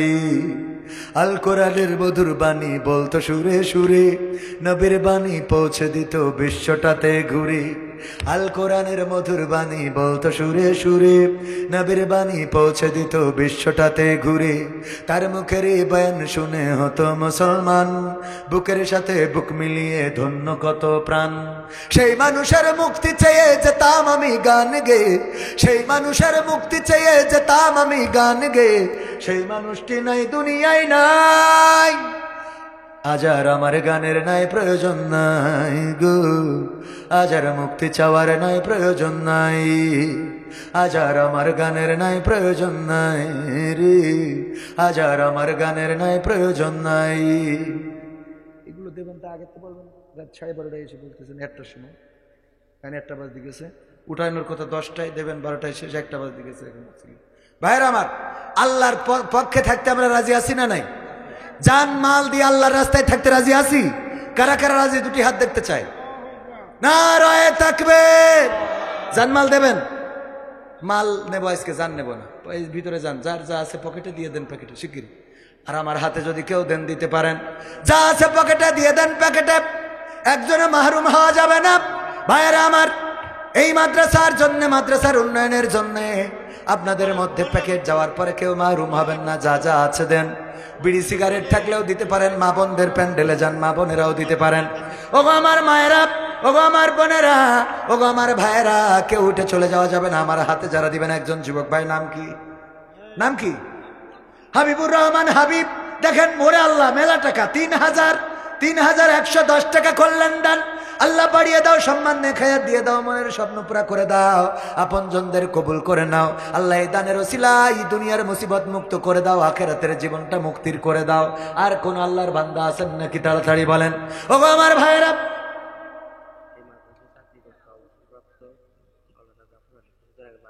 মাওলানা জাফর আলী দাদা, আমাদের ছোট ভাইয়ের দাদা, এই মাদ্রাসায় চাকরি করতে অবসর প্রাপ্ত, মারা গেছে। 1000 টাকা দান করলো। আল্লাহ দানকে কবুল করো, আল্লাহ মনের নেক মাকসাদ পুরা করো, আল্লাহ কবরকে জান্নাতের বাগান বানাইয়া দাও। আর কেউ যদি দিতে চান ইট রড সিমেন্ট বালু, এই কেউ না দিয়ে যাবেন না। আমাদের রুমাল গিয়েছে, এই রাত 1টার সময় টাকা চাইলে আপনারা থাকবেন না, এটা ভালো করে জানি। ওগো আমার ভাইয়েরা, এছাড়াও কালকে আপনার প্রস্তুত নিয়ে আসবেন, কালকেও মাহফিল আছে, আপনারা এসে কালকে মন খুলে দান করে যাবেন। আর কেউ যদি আমার হাতে দিতে চান, আমি মুসাফির মানুষ, দোয়া করে দেব। কেউ মুনাজাত না নিয়ে যাবেন না। আর একজন চাচা 500 টাকা দিলেন, আল্লাহ দানকে কবুল করে নাও, আল্লাহ নেখায়াত দাও, মনের স্বপ্ন পুরা করে দাও, আপনজনদের কবুল করে নাও। আর একজন কিরা দিয়েছে মহিলা প্যান্ডেল থেকে 490, 400, 2250, 45 টাকা, মোট 3185 টাকা। রফিকুল ইসলাম পিতা ইউসুফ আলী, পুকুর পাড়, দক্ষিণ পাড়া, 10 কেজি ধান। আল্লাহ দানকে কবুল করো, মনের নেক মাকসাদ পুরা করো।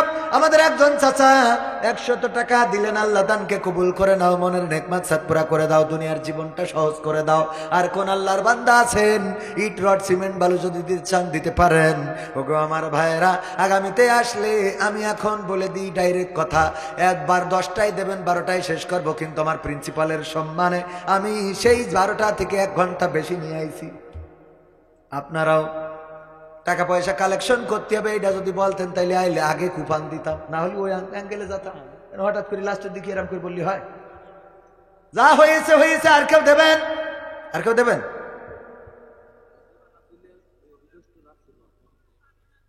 গেছে বার আসিলাম, রিকোয়েস্ট 2টা রাখতে হবে। তুমি যার লাগে, দেখো দেখো দেখো। ওয়ালাইকুম আসসালাম। নাম কি? আব্দুল খালেক সাহেব। 1, 2, 5, 750 টাকা। আল্লাহ দানকে কবুল করে নাও, নেকায়াত দিয়ে দাও। আচ্ছা, একটা রাখছি, যেহেতু যুবক মানুষ, ওই যুবকটা আমাকে বলেছিল সারা রাত, তার মানে সব দেখেন, সব লম্বা লম্বা দাড়িওয়ালা অনেকেই চলে গেছে, কিন্তু এই যুবক, আল্লাহ এই জাতীয় যুবকদেরকে ইসলামের জন্য কবুল করে। আর একজন সাইফার পিতা আব্দুল আলিম, পুকুর পাড়, 20 কেজি ধান, আল্লাহ কবুল করো। তুমি যার লাগিয়া এমবি ভরো তার তো বাটন ফোন, তুমি যার লাগিয়া এমবি ভরো তার তো বাটন ফোন। ওরে কেমন করে বুঝবে রে সে, কেমন করে বুঝবে গো সে ডিজিটাল তোর মন, তুমি যার লাগিয়া, তুমি যার লাগিয়া এমবি ভরো তার তো বাটন ফোন। মেসেজ দিলে সিন করে না, দেয় না তো রিপ্লাই, ভিডিও কলে বলবা কথা ক্যামেরা তার নাই রে, ক্যামেরা তার নাই। মেসেজ দিলে সিন করে না, দেয় না তো রিপ্লাই, ভিডিও কলে বলবা কথা ক্যামেরা তার নাই রে, ক্যামেরা তার নাই। ওরে ডিজিটাল এই যুগ জামানাই, ডিজিটাল এই যুগ জামানাই, অ্যানালগ তার মন, তুমি যার লাগিয়া, তুমি যার লাগিয়া এমবি ভরো তার তো বাটন ফোন। প্রেম প্রীতি ভালোবাসা বিয়ের আগে নয়, মনের মধ্যে রাখো যুবক আল্লাহ তাআলার ভয় রে, পরকালের ভয়। প্রেম প্রীতি ভালোবাসা বিয়ের আগে নয়, মনের মধ্যে রাখো যুবক আল্লাহ তাআলার ভয় রে, পরকালের ভয়। ওরে তবেই তুমি মুক্তি পাবা, তবেই তুমি মুক্তি পাবা দোজখের আগুন, তুমি যার লাগিয়া, তুমি যার লাগিয়া এমবি ভরো তার তো বাটন ফোন।